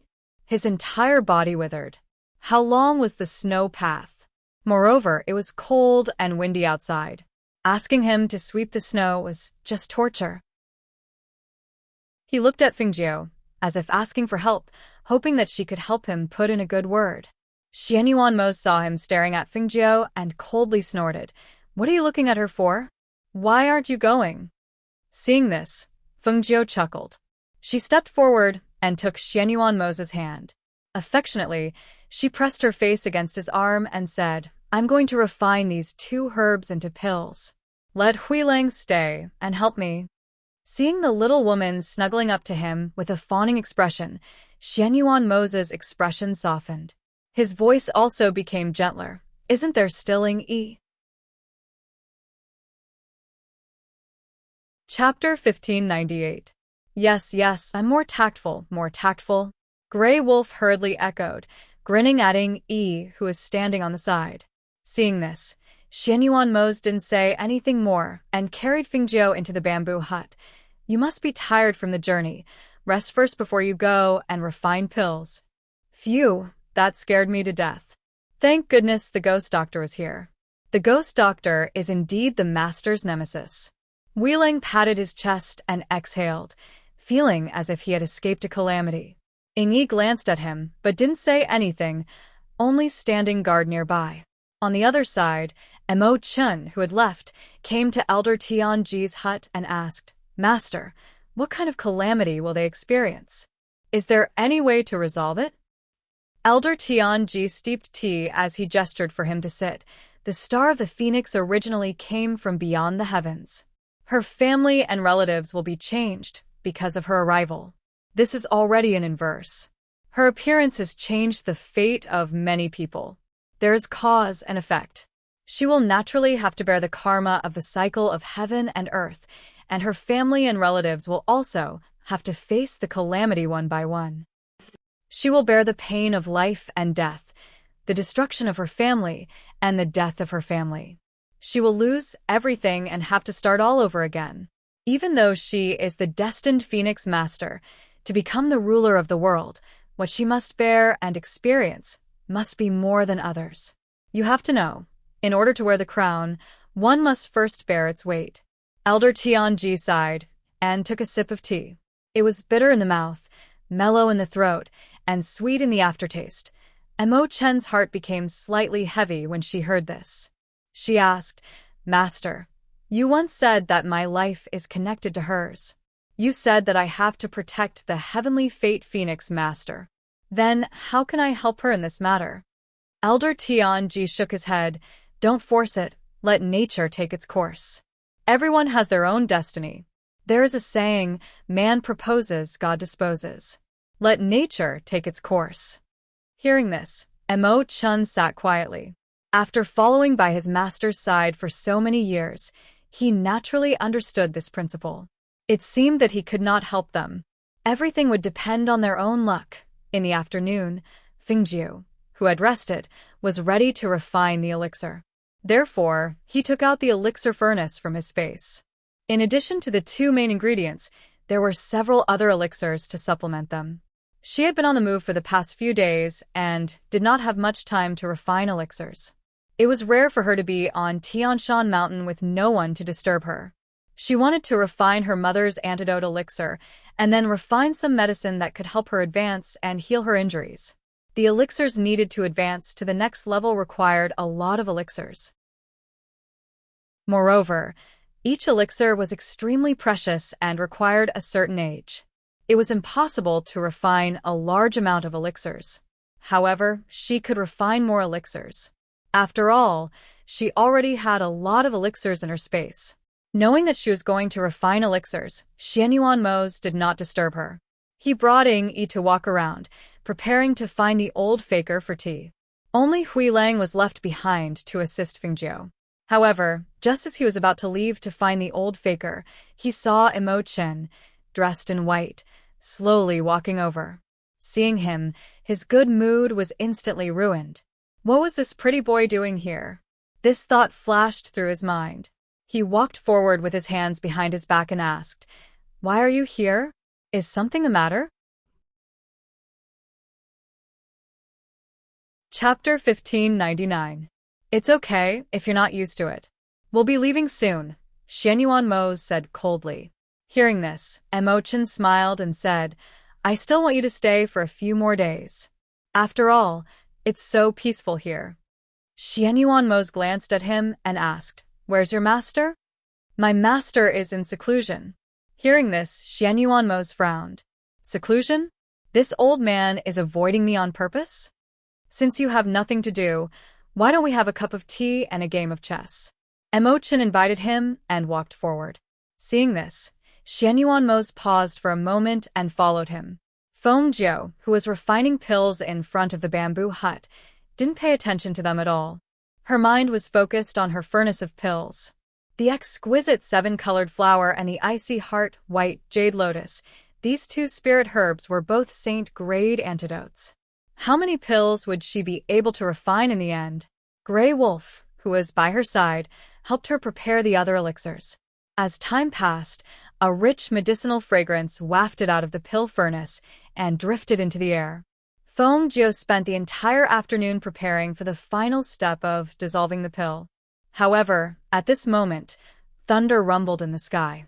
A dark cloud gathered above her head, accompanied by a flash of lightning, and a thunderclap struck down from above. Boom. The lightning struck the furnace, and the power of the heavenly path was injected into it. The rumbling thunder in the sky startled Xianyuan Mo and Mo Chen. They looked at the sky in surprise, looked at each other, and went forward together. At the back of the mountain, Tianshan Elder, who was sitting cross-legged, looked at the lightning in the sky and muttered, "The star of destiny, the power of the heavenly path." Boom. When the second bolt of lightning struck, Hui Lang had already dodged far away. From a few meters away, he watched as the lightning accurately struck the pill furnace. At the same time, he also saw his master and young master, Mo Chen, walking over. Thus, he quickly walked towards them and came to his master's side. "Master, it's nothing. Don't worry, the ghost doctor is refining pills. It should be a pill of 5th grade or above, so it attracted the heavenly lightning." He knew that the pills refined by the ghost doctor were extraordinary. This cauldron of pills was able to attract heavenly lightning. He wondered what grade the pills were. How many pills were there in a cauldron? Xianyuan Mo stood there quietly, as if he hadn't heard Hui Lang's words. His gaze fell on the red figure, and his eyes were full of pride and satisfaction. This was the woman he had taken a fancy to. No matter when, she was always so different from the rest. And when she was concentrating on refining pills, her serious expression was so beautiful that he couldn't take his eyes off her. Mo Chen stood at the side and didn't say anything. He just watched quietly. He knew that Feng Jiu's alchemy skills were extraordinary, but he didn't expect that a cauldron of pills that she casually refined could attract heavenly lightning. Such ability, such talent, she could be called a genius. Boom. It was also at this moment that the third bolt of heavenly lightning struck down. When the third bolt of heavenly lightning struck down, the dark clouds in the sky dispersed along with the airflow that permeated the air gradually dispersed as well. The only thing that could be clearly smelled was the dense medicinal fragrance that was being emitted from the cauldron of pills that caused one's heart to tremble. Chapter 1600. Bang! A gust of wind from her palm landed on the pill furnace. The furnace lid bounced up, and the pills in the furnace instantly flew out. However, just as she was about to reach out to catch them, a scene that made her dumbfounded appeared. After the two pills flew out of the furnace, a pair of transparent wings condensed from spiritual power appeared in an instant. The two pills flew up with a whoosh, and they even let out a childlike voice. Quickly run, quickly run. Feng Jiu was dumbfounded. He stared blankly at the two pills that had grown transparent wings and were desperately trying to escape. He was speechless for a long time. What was going on? How could the two pills that she had refined grow a pair of transparent wings? They could even speak? This was too strange. However, when she heard the cries of the two pills, she abruptly regained her senses. These were her mother's life-saving pills. She couldn't lose them. When she regained her senses, she chased after one of the pills and shouted, "Quick! Help me catch it!" Hui Lang and Ying Yi were also stunned. They had lived for so long, but this was the first time they had seen a pill fly away on its own. Furthermore, it could speak. Could it be that the pills that she had refined had a pill spirit? Hiss. Pill spirit? Was that possible? Thinking of this possibility, the two of them couldn't help but be shocked. The first to react were Xianyuan Mo's and Mo Chen. When the two of them saw that the two pills had grown wings and were about to escape, they knew that these two pills were top-grade divine pills that had given birth to a pill spirit. Therefore, when Feng Jiu shouted, the two of them rushed forward at the same time, and each of them chased after one of the pills. However, the two pills were small and agile. Coupled with the fact that they had wings, the two of them caught nothing. After chasing for a long time, they finally caught the two pills that were about to escape and sent them back to Feng Jiu. Keep it well. This pill has already given birth to a pill spirit, so it can escape. Xianyuan Mo's handed the pill to her. After she caught it in her hand, the pair of transparent wings on the pill had already disappeared. It also didn't make any sound and became like an ordinary pill. This one is here. Mo Chen walked forward and handed the other pill to her. He smiled and said, "Feng Jiu, you're really surprising. How did you refine a pill spirit? This has really broadened our horizons. Things like pill spirits only existed in legends in the past." Feng Jiu took them and looked at the two pills. There were 6 spiritual auras flowing on them, forming pill patterns. Seeing that they were 6th-grade pills, she smiled. She put the pills away and said, "Actually, I just refined the pills as usual. The only difference is that I added something into the pills." Oh. What is it? Mo Chen asked curiously. Yuanling. She smiled slightly. She was also a little surprised. She didn't expect that after adding a Yuanling to the pills could indeed be upgraded and could even give birth to a pill spirit.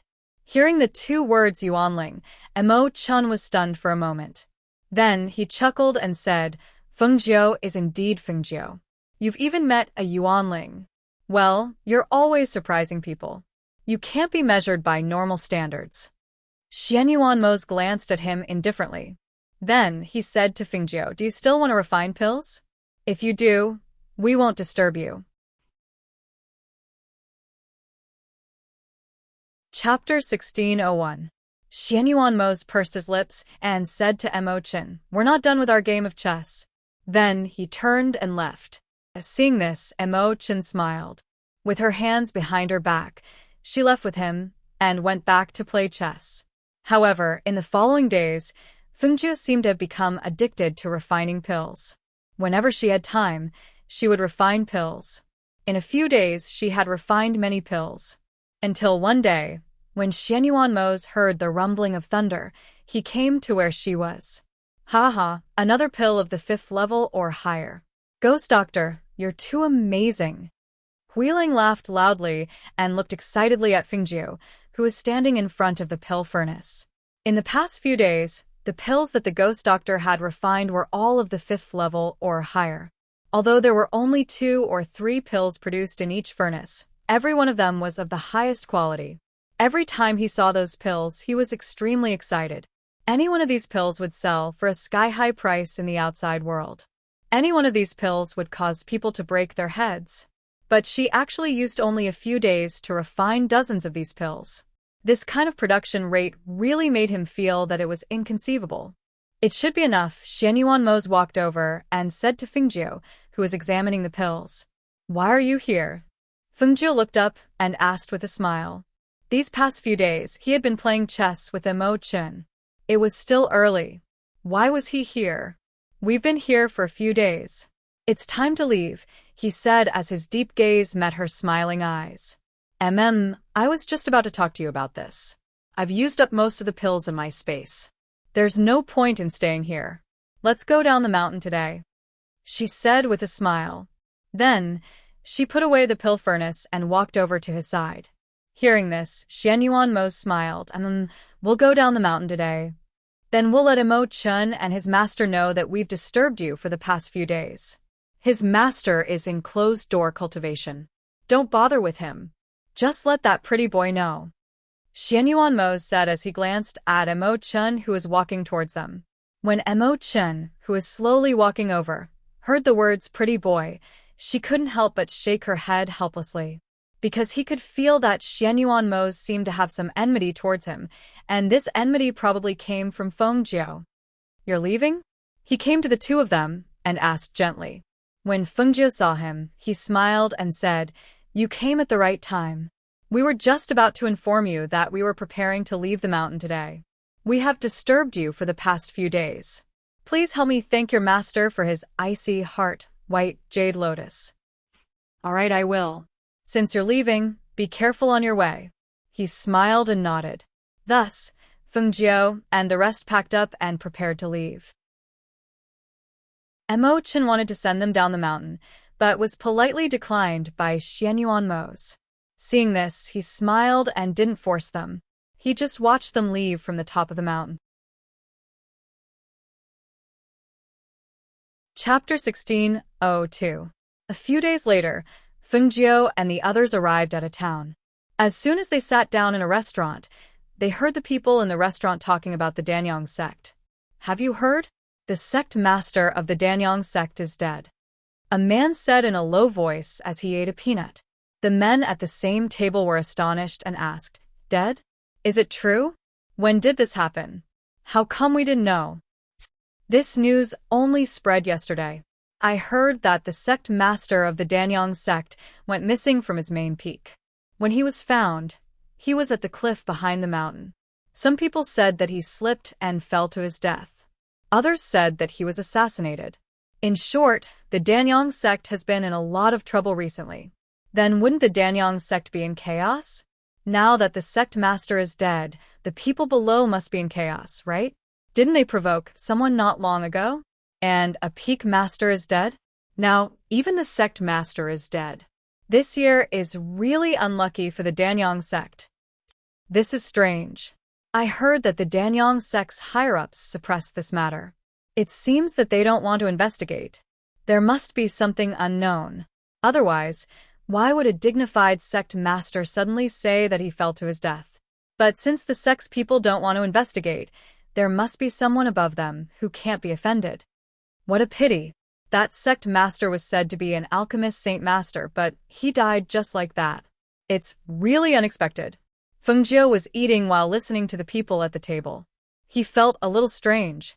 The sect master of the Danyang sect fell to his death. He couldn't be so stupid, right?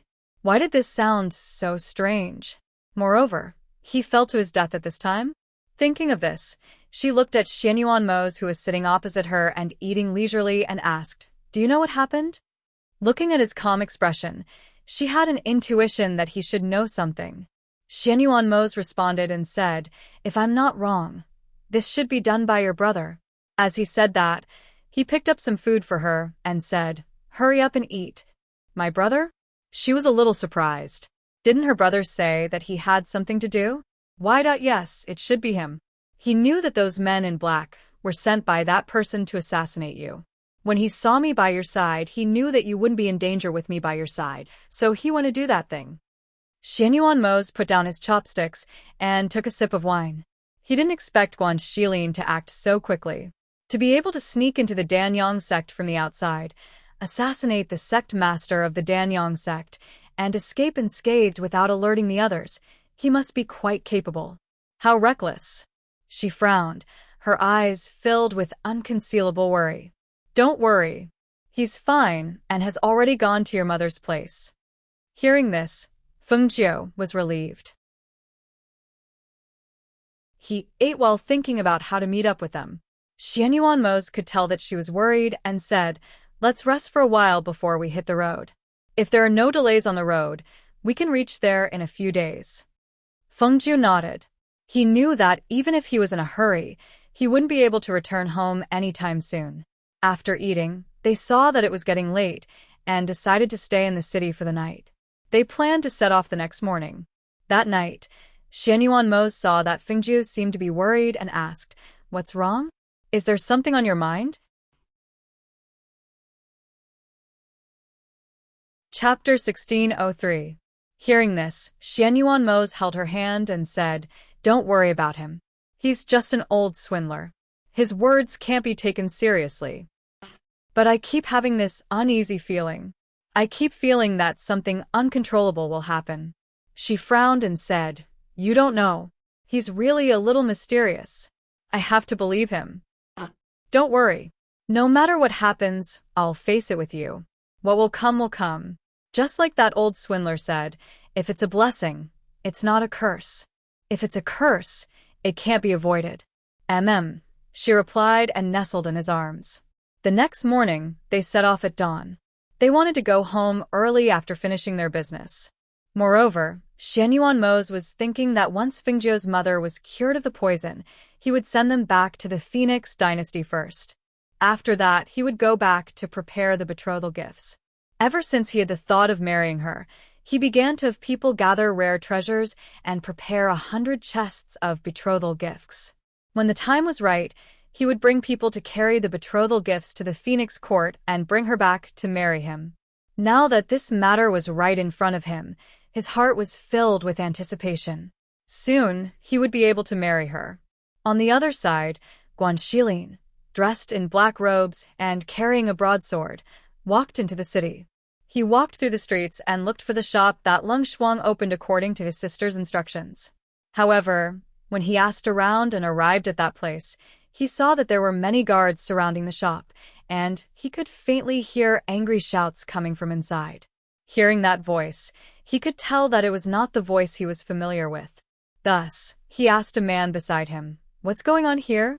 The man was suddenly patted on the shoulder. He was about to turn around and curse, but when he saw the burly man with a murderous aura, he couldn't help but shrink back. He hurriedly replied, "It's someone from a family in the neighboring city. They said they bought fake medicine here and asked for an explanation." "Fake medicine?" Guan Xilin raised his voice and sneered. He was about to walk in, but before he could take a step, he saw a fat man in his 30s being thrown out. "Get out. If you dare to cause trouble here again, I'll make you pay." Du Fan held a fan in one hand and walked out slowly with narrowed eyes. He stared at the fat man he threw out with a face full of warning. You've got guts. How dare you make a move on me? Very well. Guards. Smash his shop for me. The fat man got up, pulled up his belt, pointed at the shop, and shouted at the guard. Bang. A powerful voice suddenly rang out, causing the ground to tremble. Everyone was so frightened that they took a few steps back. Let's see who dares. Guan Shilin's deep and fierce voice was filled with a bloodthirsty, killing intent. He was dressed in black and his fierce gaze swept across the guards. Wherever his gaze passed, the guards involuntarily lowered their heads. They didn't dare to look directly at his bloodthirsty and fierce gaze. Du Fan's eyes lit up when he saw Guan Shilin. Because there were many people, he did not go up to greet him. He only nodded slightly at him. Chapter 1604. Especially when the other party was tall and strong, while he was short and fat. The strong contrast made him swallow his saliva and take 2 steps back, not daring to get too close to the other party. Who do you think I am? Guan Shilin snorted in a low voice, releasing his dark force at this moment. The strong pressure pressed down on the fat man, causing him to break out in a cold sweat. This is a matter between the Zhao family and their shop. Who are you? Why are you taking the lead? A low voice suddenly came from behind the crowd. When he heard this voice, the fat man was instantly happy, and his eyes lit up with excitement. Big brother, I'm here. Guan Shilin and Du Fan looked in the direction of the voice and saw that the crowd was pushed aside by a group of guards. The guards were escorting a middle-aged man in luxurious clothes as he walked over. Master. When the guards saw the middle-aged man, they quickly lowered their heads and bowed respectfully. At this moment, Guan Shilin and Du Fan sized up the man without batting an eyelid. They saw that he was a strong man at the early stage of the fairy realm, and his aura was sharp and intimidating. When he walked over, his eyes were fixed on Guan Shilin. Big brother, these people are too much. You must teach them a lesson. Otherwise, the reputation of the Zhao family will be ruined. The fat man fanned the flames, as if he was afraid that the matter would not be blown out of proportion. Du Fan, tell them who I am. Do I have the right to interfere with the matters here? Guan Shilin said to Du Fan, without turning his head. Yes. Du Fan responded and walked forward, saying, This is the young master of our family. If he doesn't have the right to interfere, who else has the right to do so? Oh. The young master of the shop? Is he the owner? The man who was addressed as the head of the family said in a deep voice. His eyes were glowing as he sized up Guan Shilin. He then smiled and said, Are you a mercenary? Your aura is very similar to the murderous mercenaries who are out on missions. In other words, he saw that Guan Shilin was a dark force cultivator and did not take him seriously. After all, in the eyes of spirit cultivators, dark force cultivators were inferior. They only had strength and were not to be feared at all. No matter how strong they were, dark force cultivators could not be compared to spirit cultivators. Although he saw Guan Shilin's murderous aura, he still looked down on him. Therefore, there was a hint of disdain in his words. He even bluntly described Guan Shilin as a mercenary who risked his life to earn a living. Guan Shilin understood the meaning behind his words. He raised his head and laughed out loud. Ha ha ha ha. Seeing this, the master, he did not understand. Shilin, what are you laughing at? This person was really arrogant and impudent. A mere dark force cultivator dared to be so arrogant in front of him, a fairy. He really did not know what was good for him. Guan Shilin stopped laughing and looked at the master with a half-smile, saying, I'm laughing. Although I don't know which family you are from, judging from your judgment and actions, I don't think you're from a prestigious family. Chapter 1605. Are you threatening me? The family had stared at Guan Shilin with a gloomy expression as he released the aura of a fairy realm fighter. However, to Guan Shilin, who had experienced many battles and seen many powerful fighters, a fighter at the beginner stage of the fairy realm was not much of a threat to him. In fact, he could easily withstand his opponent's pressure. Threatening you? Heh, you really think too highly of yourself. Guan Shilin laughed coldly and said, before you cause trouble, you'd better find out where this place is. Don't provoke someone you shouldn't provoke. You'll regret it if the entire clan is implicated. Hearing this, the family head's heart skipped a beat, and his brows furrowed tightly. At this moment, he had no choice but to take this Xian cultivator seriously. Under the pressure of a fairy realm fighter, Guan Shilin's expression did not change. Furthermore, he dared to speak to him so fearlessly. It was obvious that the power behind them was not ordinary. However, wasn't this just a small medicine store? Could it be that there was something special about it? At this moment, he could not help but hesitate. If he really provoked someone powerful, he was afraid that the entire clan would be implicated, just as Guan Shilin had said. Big brother, don't listen to this guy's nonsense. He's just trying to scare you. The fat man ran over and glared fiercely at Guan Shilin. However, at this moment, the middle-aged man did not reply. Instead, he was deep in thought. At this moment, the middle-aged man who had been hiding at the side thought for a while and finally walked forward. Family head, I have something to say. The Zhao family had glanced at him and saw that it was the steward who followed his younger brother. Only then did he signal for him to come forward. However, when he heard the steward whisper a few words into his ear, his face couldn't help but change greatly. He immediately raised his foot and kicked. Bastard. Why didn't you say anything just now? Why did you let him fool around? He cursed angrily and kicked him a few meters away. It could be said that the more angry he was, the greater the strength of his kick. When the fat man beside him saw this, he could not help but feel guilty. He glanced at his brother and lowered his head, not daring to say anything else. Although the family head of the Zhao family cared about his reputation and was somewhat arrogant, he was not a brainless person. He could still distinguish between the severity of the situation and the consequences. Therefore, after taking a deep breath, he cupped his hands and said to Guan Shilin and Du Fan, I've offended you earlier because I didn't know the cause. It's my fault for not disciplining him properly and causing trouble. I apologize to the both of you, and I hope that you can let this matter rest. Let. Guan Shilin was not one to push his luck. Seeing that Du Fan had apologized, Guan Shilin looked at Du Fan and nodded. Then he said, I hope this kind of thing will not happen again. As soon as he finished speaking, he shouted to the people who were watching the show, everyone disperse. There's nothing to see. Then he walked back into the shop with Du Fan. Big brother, why did you? The fat man stepped forward and was about to speak. After all, he was somewhat unwilling to see his brother apologize to them. Go back immediately. The family head of the Zhao family shouted at him. He flicked his sleeves and walked away with a dark face. What a disgrace. Big brother, big brother. The fat man shouted and quickly chased after him with his men. Chapter 1606. It's quite interesting. A man in luxurious clothes smiled and nodded. That person just now was the head of the Zhao family in the neighboring city. Although he's not from a big family, he's still considered a medium family. Yet, he didn't dare to provoke this small pharmacy.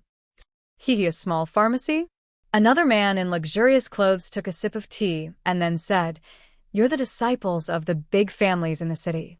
You don't even know that this pharmacy is not simple. We know that this pharmacy is not simple, but how is it not simple? Do you know? Let's hear it. The others laughed and gestured for the man to speak. I only heard my father and an uncle mention it by chance. They said that the owner behind this pharmacy is called the Ghost Doctor. He's proficient in the art of refining pills and medicine. Moreover, he has a miraculous medical skill that can bring the dead back to life. The man said. He seemed to want to whet their appetite. He deliberately paused and glanced at them. Okay, hurry up and speak. Don't stop for a while. Seeing this, the man smiled and said, It's said that the Ghost Doctor has a close relationship with the owner of the black market. Moreover, his background is extraordinary. This pharmacy seems to be selling some ordinary medicinal herbs, but in fact, there's a secret. Oh? What secret? Someone couldn't help but ask, "You should have heard about my father's advancement last month, right?" The man looked at the few people and asked, "Yes, I heard. Didn't your father suffer an extremely serious internal injury that year? His strength has been stuck at the beginning of the fairy stage. I wanted to ask you about this. How did your father suddenly advance? This matter has already spread in the big families in the city. However, I didn't hear from my father's generation how he advanced." A man said curiously, "That's because my father bought 2 pills from this medicine shop. One is for treating internal injuries, and the other is for increasing one's strength." The brocade-robed man said proudly, "There's such a thing? What kind of pill is so powerful? It must be worth a lot of money, right? Why didn't my father buy such a powerful pill? He's now at the bottleneck of advancement. If he had such a pill, he would definitely succeed in advancing." "That's right. I didn't hear my father mention such a thing. Don't they know? Otherwise, why would they let go of such a good opportunity?" Chi. The man in brocade who spoke earlier sneered and glanced at them. "Do you think you can buy it just because you have money?" Hearing this, the few of them were stunned and asked in unison, "Is it not?" "Of course not." The brocade-robed man shook his index finger and said, "In addition to money, you also have to have the medicine purchase token issued by this pharmacy. I heard from my father that those who have the medicine purchase token can't buy the medicine, and those who have the medicine purchase token can't buy the medicine either. This pharmacy is so strange. Not many medicine pills are sold to the outside world, but people are fighting over them. They know this, but no one dares to offend them. Don't you think it's awesome?" Hearing his words, they nodded in a daze. "Awesome. But how did you get that token? Don't tell me that we really won't be able to buy medicinal pills if we bring the money in?" A man couldn't help but ask. When he thought about the existence of such an inconceivable pill, his heart couldn't help but stir. Chapter 1607. If he could get a medicinal pill that could help him advance, then as long as his strength improved, he would have a chance to compete for the position of the family's young master. Just as he was pondering, he heard the voice of the person beside him. "I heard that the tokens came from a strike auction. Because the quantity is limited, even if someone gets a token, they won't sell it. They usually keep it in their own hands. Moreover, very few people can get it. My father spent a lot of effort to get the 2 tokens that he got. Unfortunately, after he bought the medicinal pill, the 2 tokens were taken back. This kind of place, not to mention that Master Zhao doesn't dare to provoke. Even the big families in our city don't dare to rashly provoke." A man murmured. He really didn't expect that such an inconspicuous shop hid such a power. On the other side, in the pharmacy, Du Fan brought Guan Shilin inside to chat for a while. After learning that he had met with his master, he smiled and said, "In that case, I'll take you back to see Madam first." "Okay, I came this time to see my adoptive mother and tell her not to worry about Xiaojiu. Before she comes back, I'll stay here," Guan Shilin said as he stood up and walked outside with him. Du Fan asked him to wait for a while. After giving instructions to the clerk in the pharmacy, he took Guan Shilin out of the pharmacy and went to the courtyard where they lived. In the courtyard, Leng Shuang took care of Shengguan Wanrong. In addition to taking care of the family's affairs, Leng Hua occasionally went to the pharmacy with Du Fan. Because their master had been away for some time, without her, they always felt lonely. "Madam, the weather is getting cold. Put on the cloak." Leng Shuang was worried that she would catch a cold, so he took the cloak and helped Shengguan Wanrong put it on. Shengguan Wanrong pulled down the cloak and smiled gently at Leng Shuang. "Leng Shuang, sit down and chat with me." Hearing this, Leng Shuang responded and sat down next to her. However, she wasn't good at talking, so she didn't know how to talk to her, so she asked, "Madam, what do you want to talk about?" "Let's talk about Xiaojiu. Tell me, how did you and your brother meet her?" she said with a smile, looking at Leng Shuang next to her with expectation. She regretted not being able to accompany her daughter as she grew up. She could only know what her daughter had encountered and done these years from the people around her, as well as from her own mouth.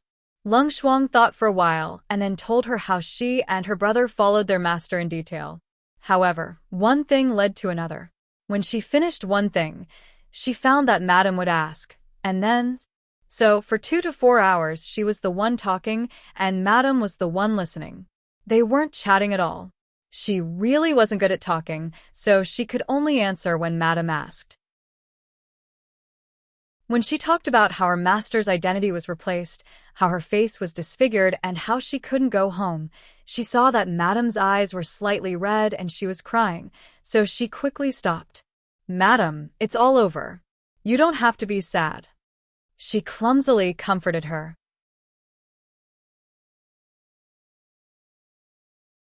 Chapter 1608. Leng Hua walked in from outside. Seeing his wife in the courtyard with red eyes and tears, he was startled and asked, "Madam, what's wrong? Are you not feeling well?" At the same time, he looked at his sister inquiringly. "I'm fine." Shengguan Wanrong shook her head. Leng Hua stood up and said, "It's all my fault. I talked about Master's past and made you cry." Hearing this, Leng Hua was relieved and showed a gentle smile. "Madam, the past is in the past. You don't have to be sad. Master is very good now. I think she doesn't want Madam to be sad about her past." "Yes, I know," Shengguan Wanrong replied and wiped her tears. Leng Hua stepped forward and said, "That's right, Madam. Master's sworn brother is here. His name is Guan Shilin. Master should have mentioned him to you before." "It's him? He's here?" Shengguan Wanrong was startled and stood up. "Xiao Jiu told me about her brother." "Where is he?" "He's in the front hall.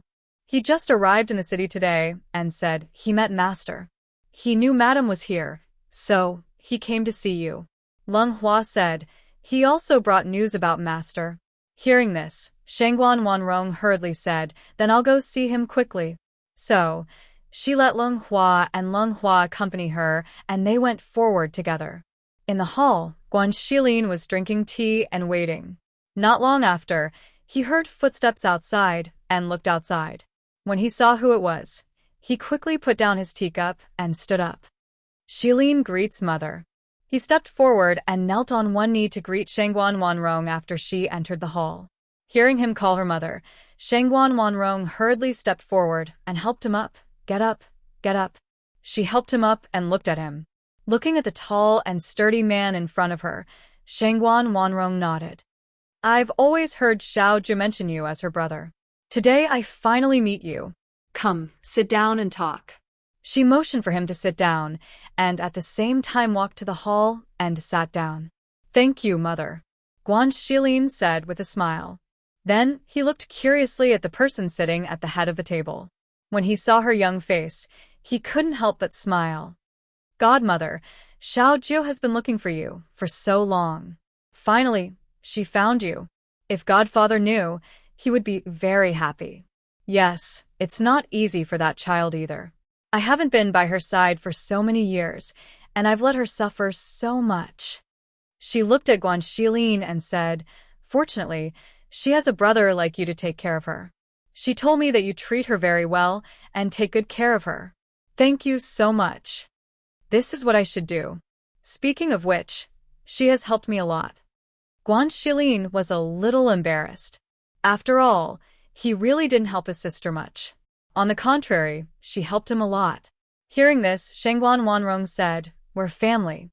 Siblings should support each other and take care of each other.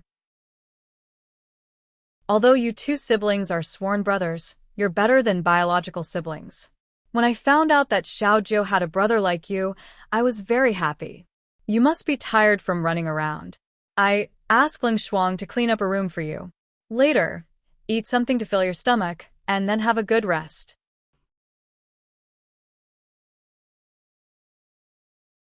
Chapter 1609. Moses also with her? That's good. Hearing this, she relaxed. She had heard her daughter talk about Xianyuan Mose before. Last time, he said that he would return to the Phoenix dynasty to hold the wedding after picking her up. She stood up and said, "You must be tired from the journey back. Let Ling Shuang bring you to eat something first, then have a good rest." "Okay." Guan Shilin stood up and nodded at her.